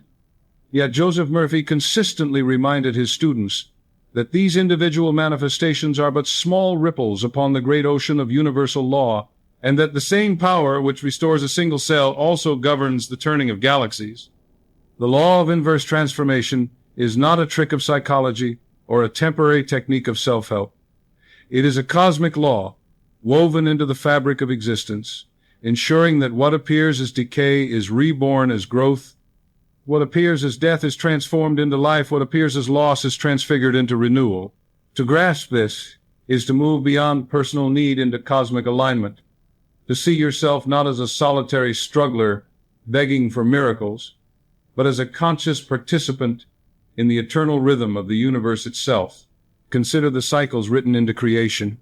Night gives way to dawn, winter melts into spring, tides recede only to return, stars collapse into darkness only to birth new light in nebulae. Everywhere we look, the cosmos demonstrates inverse transformation. Decay fertilizes the soil for new growth. Storms clear the atmosphere for new calm. Endings open the path for beginnings. The universe itself is the grand teacher of reversal, showing us in every season and every cycle that nothing is final, nothing is wasted, nothing is condemned to remain what it appears to be. When you apply the law in your personal life, you are not forcing nature, you are cooperating with its deepest pattern. Murphy's writings echo the biblical proclamation. Behold, I make all things new. This is not merely a promise of distant heaven, but a present reality, a universal law declaring that renewal is ceaseless. What you call failure is merely a stage in the cosmic rhythm of success. What you call death is the womb of new life. To see your reversal in this cosmic context is to dissolve despair, for you realize that the same force that governs the turning of stars governs the turning of your circumstances. Just as galaxies are reborn from collapse, so too can your health, your finances, your relationships be reborn from apparent ruin. The metaphor that best conveys this truth is the great river. Imagine a river winding its way through mountains, sometimes narrowing into gorges, sometimes plunging into dark valleys, sometimes seeming to disappear underground. To the eye, it may seem blocked, trapped, or lost, but the river always reemerges, always finds its way, always continues its journey toward the sea. So it is with your life under the law of reversal. The subconscious, guided by infinite intelligence, is the river. And though you may pass through seasons of drought or darkness, the current of divine law ensures your renewal. The river cannot be stopped. It only transforms, redirects, and continues. The emotional pacing here is awe. As you contemplate the stars, the tides, the seasons, and the galaxies, you begin to sense that your reversal is not a fragile hope, but a cosmic certainty. You are not a lonely figure crying into the void. You are an integral part of the great symphony of reversal, where all apparent endings are preludes to new beginnings. The despair that once seemed overwhelming dissolves in the grandeur of universal assurance. What is reversed in the cosmos will also be reversed in you, for you are made of the same substance, governed by the same law. Thus the transition emerges naturally. Now we master emotion. For while cosmic awe inspires, daily life demands practical mastery of the emotions that so often sabotage reversal. Fear, anger, and despair can uproot seeds before they bloom, while love, peace, and joy accelerate the harvest. In the next section, we will explore emotional mastery as the practical art of living under the law of reversal, transforming destructive emotions into constructive power, and becoming alchemists of the soul who transmute leaden moods into golden faith. If the cosmos itself operates under the rhythm of reversal, then surely the inner cosmos of the human soul must do the same, and nowhere is this more evident than in the realm of emotion. For emotions are not fleeting moods without consequence. They are energies impressed upon the subconscious, commands disguised as feelings, blueprints clothed in vibration. Joseph Murphy emphasized again and again that unchecked negative emotions, fear, anger, jealousy, resentment, are the very poisons that sabotage the process of reversal, while consciously cultivated positive emotions, love, faith, joy, gratitude, are the spiritual catalysts that accelerate it. To master your emotions is therefore not a matter of stoic discipline or suppression. It is the art of transmutation, the conscious redirection of destructive energy into creative force. Just as the ancient alchemists sought to turn lead into gold, so must you learn to turn the heavy lead of fear into the radiant gold of faith, the burden of hatred into the freedom of love, the ashes of despair into the beauty of joy. The first step in emotional mastery is recognition. You must become aware of the dominant feelings that govern your inner climate. Too many souls drift unconsciously, believing they are victims of their moods, when in fact they are rulers asleep at the throne of their own kingdom. Stop and ask yourself, what do I feel most often? Is it anxiety, guilt, irritation? These emotions, rehearsed daily, are suggestions to the subconscious, instructing it to reproduce more of the same. But awareness itself is power. Once you recognize an emotion, you can reverse it by deliberately planting its opposite. When fear whispers, "I am weak," respond with the feeling of courage. When anger hisses, "I am betrayed," respond with the vibration of forgiveness. Each substitution is an act of emotional alchemy, a conscious choice to transmute lead into gold. Murphy illustrated this by teaching his students to deliberately practice the feelings they desired. Do not wait for joy to come, conjure it. Picture a happy memory, dwell upon a blessing, smile with your whole body until the subconscious accepts the mood. Do not wait for love to arrive, generate it. Visualize those you cherish bathed in light. Whisper blessings, allow warmth to rise in your chest until the subconscious feels saturated with love. The subconscious cannot tell the difference between a feeling evoked by outer circumstance and one deliberately generated within. What it feels most consistently, it accepts as reality, and it will then shape your life to match. The theological anchor for this practice is clear. The joy of the Lord is your strength. Joy is not an after effect of favorable conditions, it is the cause of favorable conditions. Fate is not the result of success, it is the generator of success. Love is not merely the reward of harmonious relationships, it is the seed that produces them. By choosing to feel these emotions now, even when circumstances suggest otherwise, you reverse the hypnotism of appearances and impress the subconscious with the pattern you wish to experience. The metaphor for emotional mastery is that of an alchemist's furnace. Raw emotions enter like base metals, heavy and unrefined. But when placed in the furnace of consciousness, heated with faith, stirred with gratitude, they are transmuted into pure gold. Fear, once melted, reveals courage. Anger, once refined, reveals compassion. Sadness, once purified, reveals wisdom. The furnace is your own heart, and the fire is your will, your choice to direct energy toward constructive ends. The emotional pacing of this section is empowerment. At first, you may feel overwhelmed by the recognition of how often negative emotions dominate. But as the practice unfolds, as you learn that every emotion can be reversed, a sense of sovereignty awakens. You realize you are not the slave of moods, but the master of them. You are not condemned to cycles of despair, but equipped to transmute them. And as gratitude seals the practice, you stand not as a victim of feelings, but as an alchemist of the soul, turning every shadow into light. Thus, we transition to the next stage. Let's practice extended affirmation loops. For emotional mastery must be exercised, not merely admired. The way to install new emotional states into the subconscious is to repeat affirmations charged with feeling until they become second nature.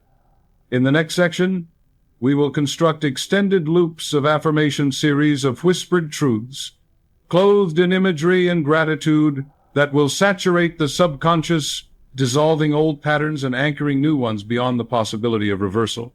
Now that you understand the necessity of emotional mastery, the next task is to engrave these elevated feelings into the subconscious through deliberate, rhythmic repetition.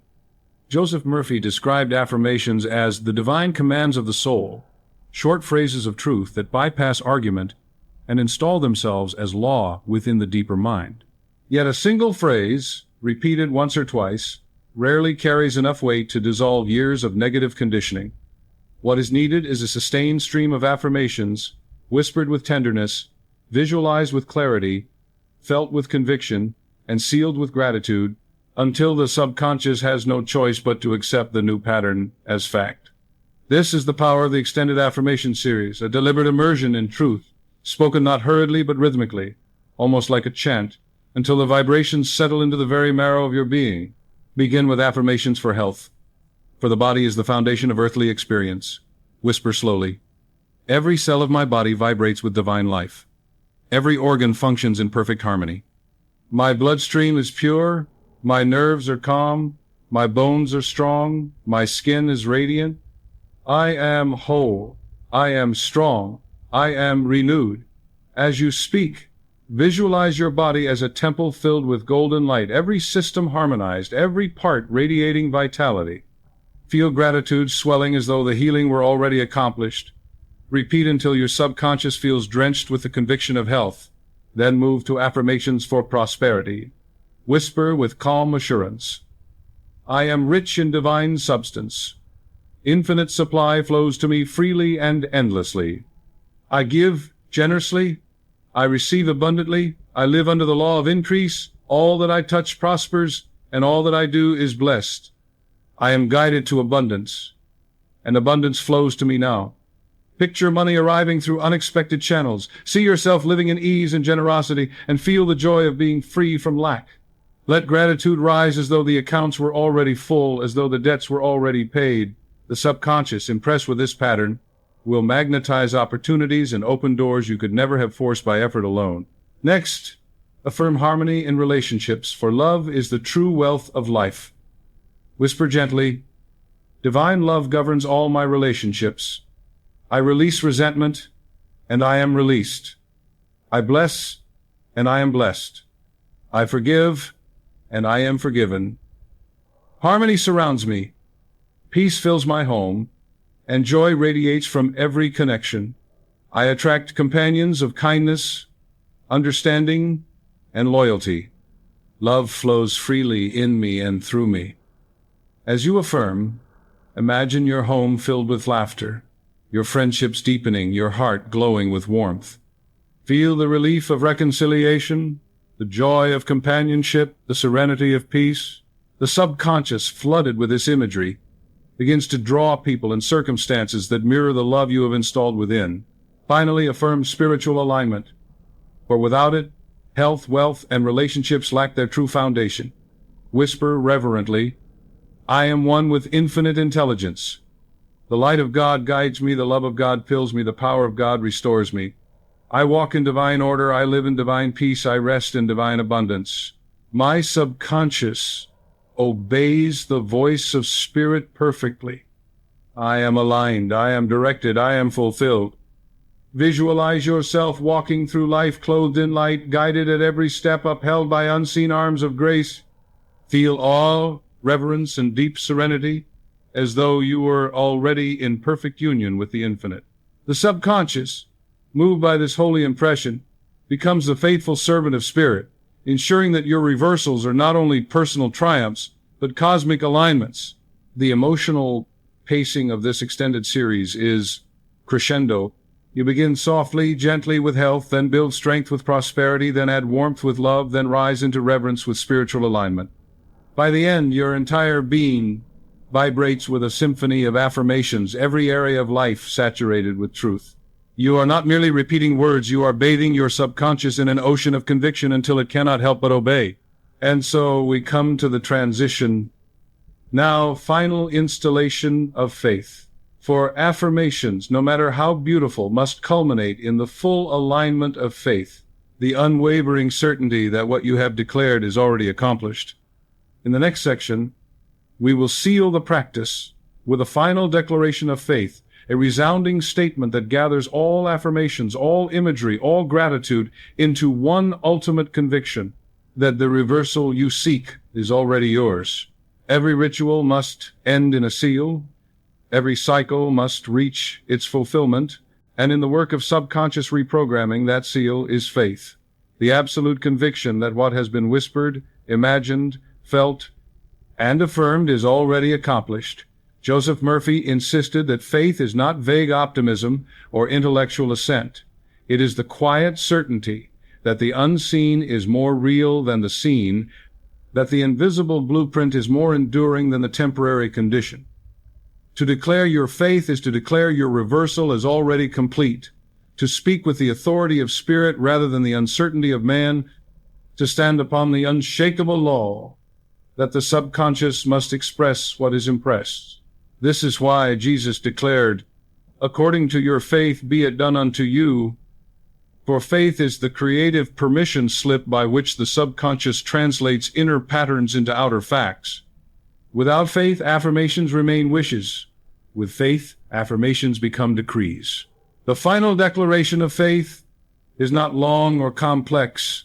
It is short, decisive, and absolute. It gathers into itself all the affirmations, all the images, all the gratitude, and compresses them into a single sentence of certainty. Whisper with authority, "What I reverse in my mind is reversed in my life." Say it again, not pleadingly, but affirmatively, as though you were announcing a fact already inscribed in the fabric of reality. Then add the seal.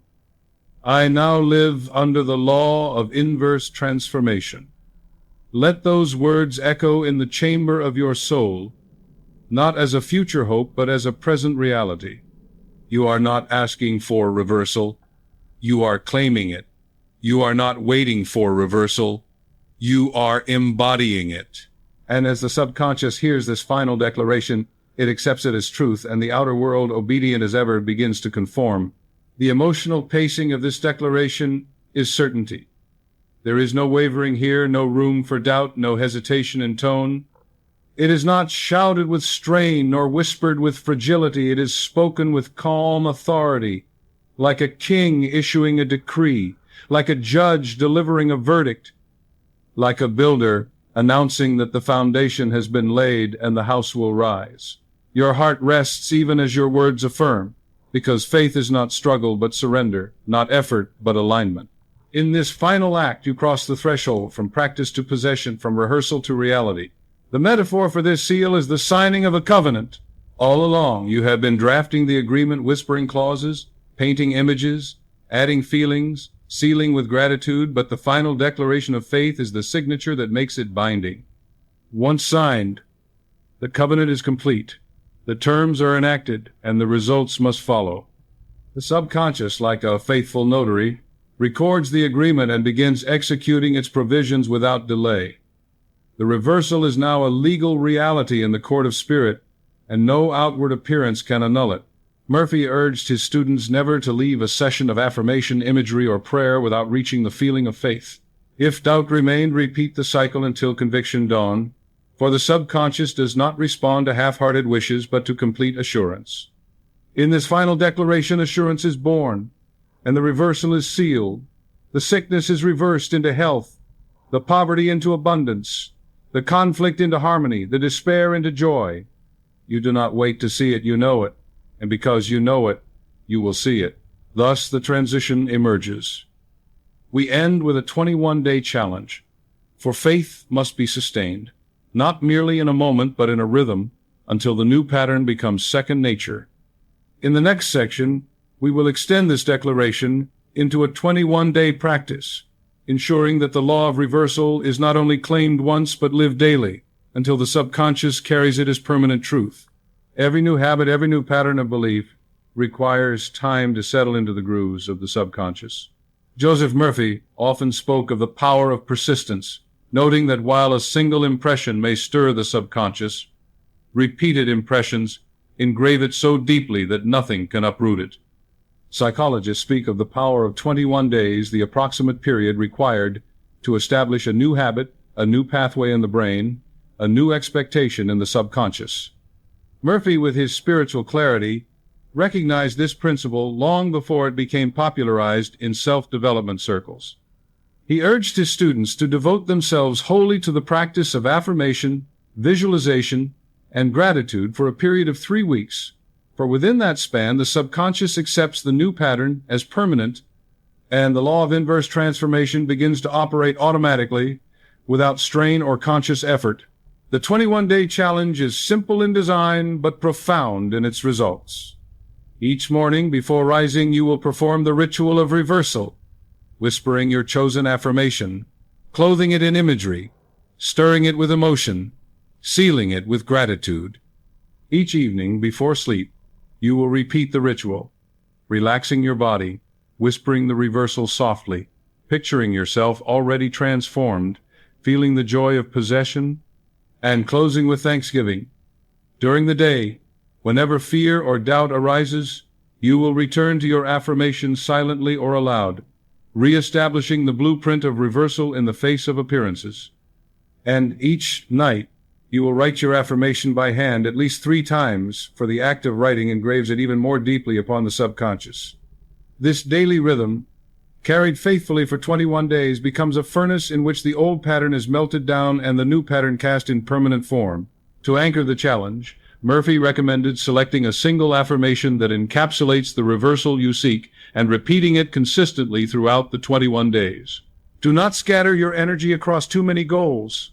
Focus on one reversal until it becomes established. If you seek healing, choose, every cell of my body is filled with divine life and order. If you seek prosperity, choose, I am rich in divine substance, and abundance flows to me now. If you seek harmony in relationships, choose, divine love governs all my connections. I forgive, I am forgiven, and peace surrounds me. And if you seek overall transformation, choose, what I reverse in my mind is reversed in my life. I live under the law of inverse transformation. By repeating the same affirmation daily, you saturate the subconscious until it becomes unquestioned reality. The theological anchor is powerful. Be not weary in well-doing, for in due season we shall reap if we faint not. The 21-day challenge is the season of sowing, the period when faith must be consistent, even if appearances remain unchanged. You may not see results in the first days, but you are planting seeds, and the law of growth guarantees a harvest. The key is persistence. Do not skip, do not falter. Do not abandon the practice when doubts whisper. Each day is a brick in the structure of reversal. Miss a day, and the wall weakens. Persist for 21 days, and the wall of faith becomes unshakable, enclosing you in the fortress of conviction where reversal is inevitable. The metaphor is that of training a muscle. At first, repetition feels awkward, even tiring, but with daily effort, the muscle grows stronger until the movement becomes effortless, natural, automatic. In the same way, daily repetition of affirmations, imagery, and gratitude strengthens the muscle of faith until it no longer requires strain. It becomes your default state of being. By the end of 21 days, the subconscious carries the reversal as habit, and life itself begins to reflect the new pattern without resistance. The emotional pacing of this section is commitment. At first, the mind may resist the discipline, craving novelty or distraction, but as you dedicate yourself, a sense of sacred duty arises. You are not merely repeating words, you are chiseling a new destiny, building a new self, inscribing a new covenant upon the tablets of the subconscious. And as the days progress, you begin to feel the shifts, lighter moods, subtler changes, glimpses of reversal appearing. By the 21st day, you no longer hope you know. Thus, we move to the transition. Seal it in vision. For persistence is strengthened by vision, and the surest way to sustain faith across 21 days is to continually see yourself as the person you are becoming. In the next section, we will practice visionary exercises that allow you to inhabit your future self, walking already in the reversal until the subconscious cannot distinguish between imagination and reality, and therefore brings it forth without delay. Persistence alone, though powerful, must be lifted by vision, for without vision, repetition can become mechanical, and without imagination, words can lose their vitality. Joseph Murphy urged his students not only to affirm and repeat, but to see themselves already transformed, to inhabit mentally the very life they desired until it became as real inwardly as it would soon become outwardly. Visionary practice is the art of stepping into your future self, not as fantasy, not as daydream, but as a conscious rehearsal of destiny. By dwelling in this inner scene repeatedly, you create a blueprint so vivid and undeniable that the subconscious accepts it as fact, and once accepted, outward life must conform.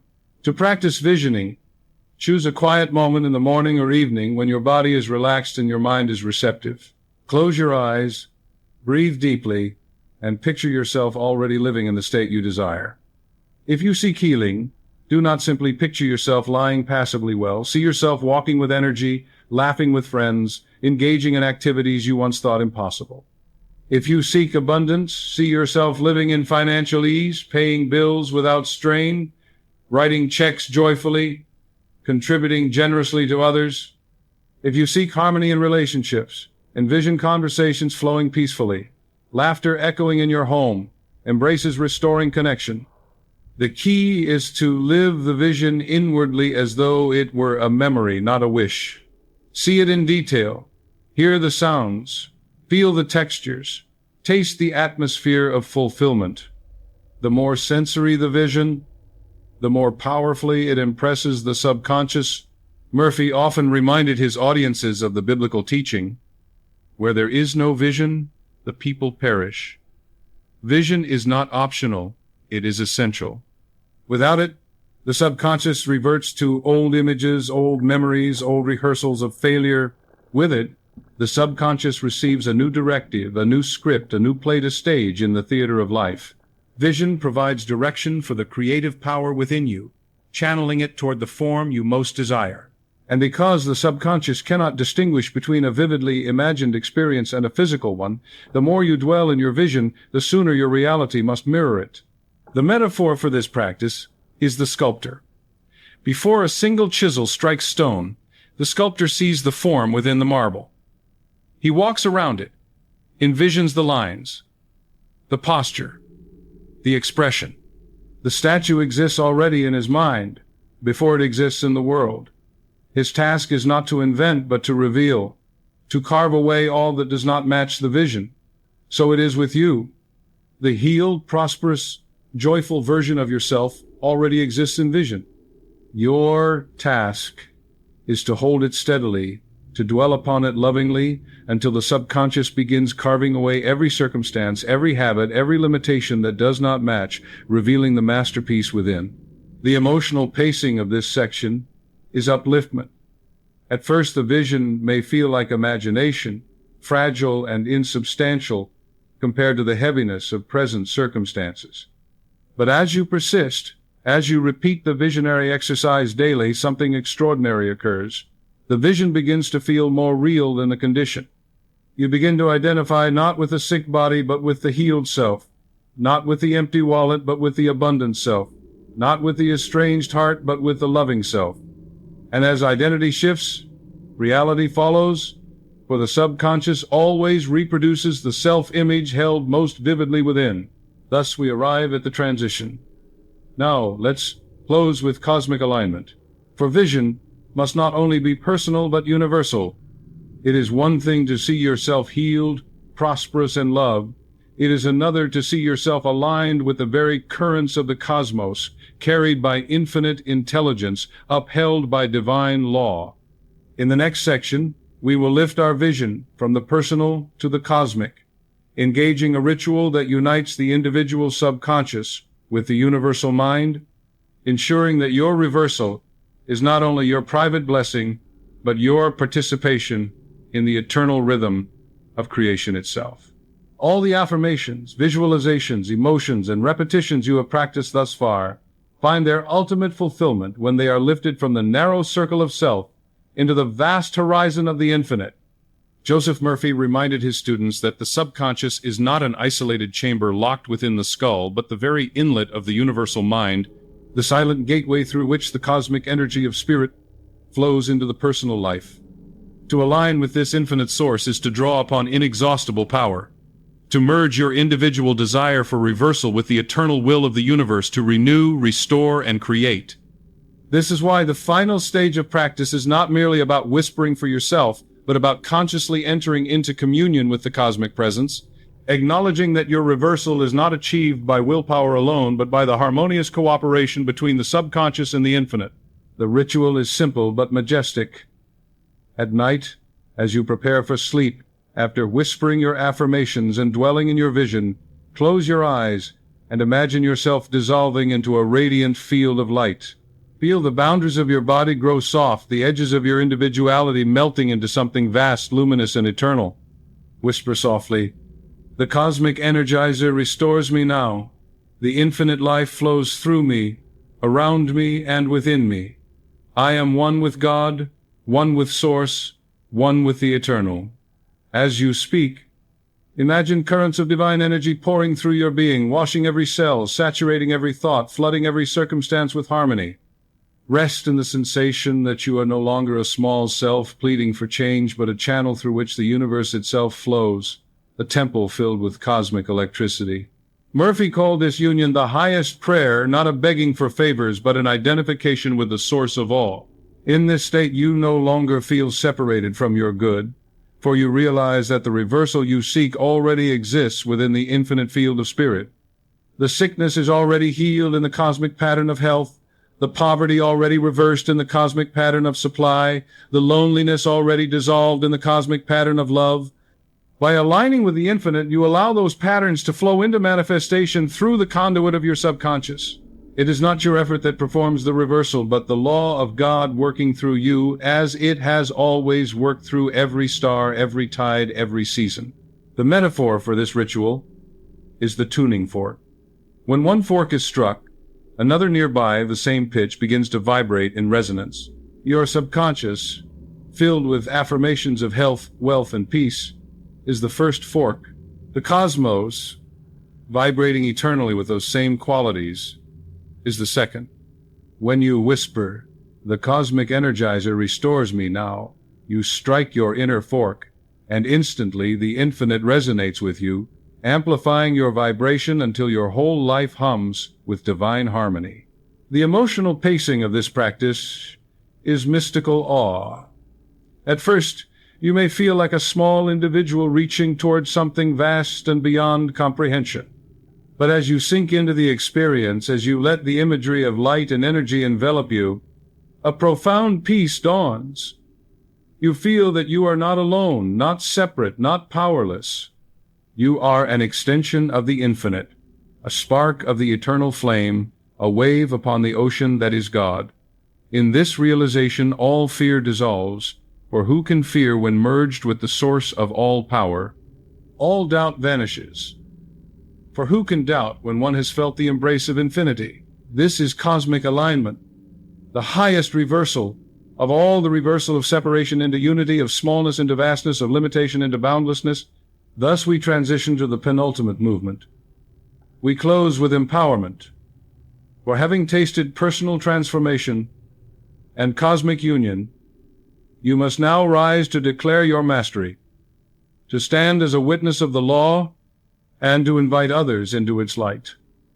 In the next section, we will summon the voice of triumph, calling you not only to live under the law of inverse transformation, but to share it, to embody it, and to proclaim it with power, so that the circle of reversal may expand beyond your life into the lives of many. Having journeyed through despair and discovered hope, having whispered your reversals and sealed them with gratitude, having walked in visionary practice and merged with the infinite in cosmic alignment, the time has come to rise in full empowerment. Joseph Murphy never intended his teachings to create passive dreamers who whispered words but remained timid in action. No, his vision was to awaken bold men and women who, having proven the law within themselves, stood as living demonstrations of divine principle, beacons of faith, who not only enjoyed their own reversals, but also became channels of inspiration for others. This is why the final stretch of our journey is not merely personal, it is communal, invitational, triumphant. The law of reversal does not end with you. It flows through you into the world, igniting transformations in those who are still trapped in cycles of fear and defeat. To answer this call, you must begin with affirmation, not in whispers this time, but in declarations that ring with certainty. Stand inwardly tall and proclaim, "I live under the law of inverse transformation. Every darkness in my life has become light. Every sickness has become health. Every lack has become supply. Every sorrow has become joy. I am the living proof of divine reversal. Let these words thunder in the chambers of your soul, not shouted in strain, but spoken with calm, resonant authority, as one who knows, as one who has seen.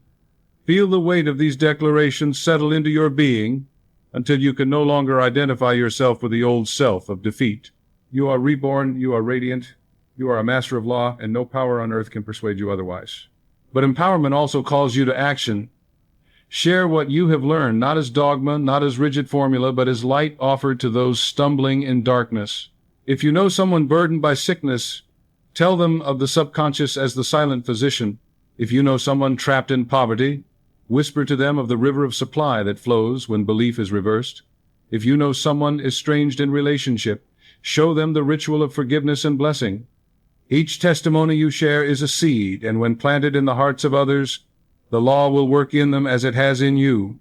Empowerment is not selfish, it is contagious. The metaphor here is the torch. Imagine you were stumbling in a dark cavern and found a flame that lit your path. Would you keep it hidden, or would you raise it high so that others might see? The law of inverse transformation is that torch. You have found it, and now you must lift it, letting its light spread into homes, workplaces, communities, until despair gives way to hope, and hopeless men and women begin whispering their own reversals. When one light is raised, 1,000 can follow, and soon darkness has no place to dwell. The emotional pacing of this section is triumphant. At first there is the solemn dignity of realizing that you now carry a sacred responsibility. But as you speak the affirmations, as you feel the fire of conviction in your chest, triumph rises, joy expands, and the sense of smallness is replaced by the sense of destiny. You are not merely someone practicing affirmations in private, you are a co-creator with God, a demonstrator of cosmic law, a participant in the eternal work of renewal. And from this realization, action naturally flows. You embody the law in your conduct, your words, your very presence. Thus, the transition emerges. Final affirmation. For empowerment to be complete must culminate in one great resounding chorus, a collective declaration that gathers all we have studied, practiced, and embodied into a single crescendo of faith.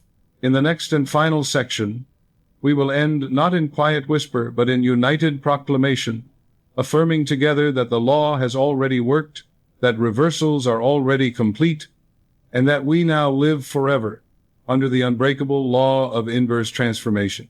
Every symphony must rise to its crescendo, and every spiritual journey must conclude in a declaration so strong, so resounding, that it echoes in the chambers of the subconscious long after the words are spoken. The law of inverse transformation, which began for you as a spark of curiosity, has now unfolded into lived experience, and in this moment we bring it all together in one collective affirmation of truth. This is not a mere conclusion. It is the sealing of the covenant, the final imprint upon the subconscious that ensures the reversals you have whispered, envisioned, and felt are carried forward with unstoppable momentum. And so, let us gather every thread, health, wealth, harmony, forgiveness, intuition, cosmic alignment, and weave them into one great proclamation of faith. Whisper with certainty at first, then allow your voice to swell inwardly into a tone of conviction. Every negative in my life is now reversed into divine good. Every sickness has become health. Every fear has become faith. Every poverty has become abundance. Every sorrow has become joy. What I reverse in my mind is reversed in my life, for I now live under the eternal law of inverse transformation. Say it again, not as one begging for change, but as one acknowledging a fact already accomplished, a law already operating, a reality already established in the unseen and now unfolding in the seen. Let the words reverberate through your being until you feel every cell, every thought, every circumstance vibrating in harmony with this truth. And now, in gratitude, we extend this affirmation beyond ourselves. For empowerment is incomplete until it is shared. Say with me, I carry this law into the world. I share it with those ready to awaken. I live as proof that darkness becomes light, that endings become beginnings, that despair becomes joy.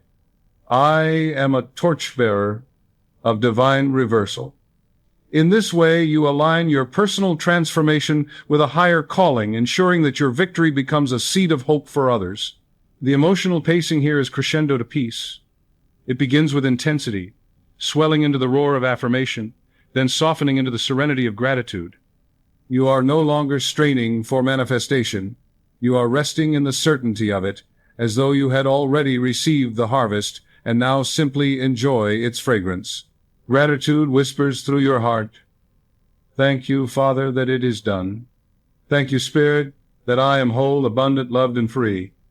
Peace settles, the mind rests, the subconscious is sealed. And so, the call to action is simple yet sacred. If you would anchor this teaching in your life, take up the 21-day challenge faithfully, and at the close of each day, whisper this final affirmation until it becomes the rhythm of your being. Share this practice with someone who needs reversal, someone who feels trapped, broken, or defeated, and in doing so, you multiply the light. And if you would join in the collective power of community, write it, speak it, declare it publicly, "I claim reversal." For in affirming together, we strengthen one another, and the resonance of many voices carries farther than the whisper of one. This, then, is the end of the journey and the beginning of a new life. You no longer live under the hypnosis of irreversibility. You live under the eternal law of inverse transformation, and nothing can overturn it. As you go forth, remember this truth. Every negative is only the seed of its opposite, and every condition can be reversed by the power of faith. Whisper it, imagine it, feel it, thank it, declare it, and live it, and you will see with your own eyes that the law never fails. The reversal is already yours.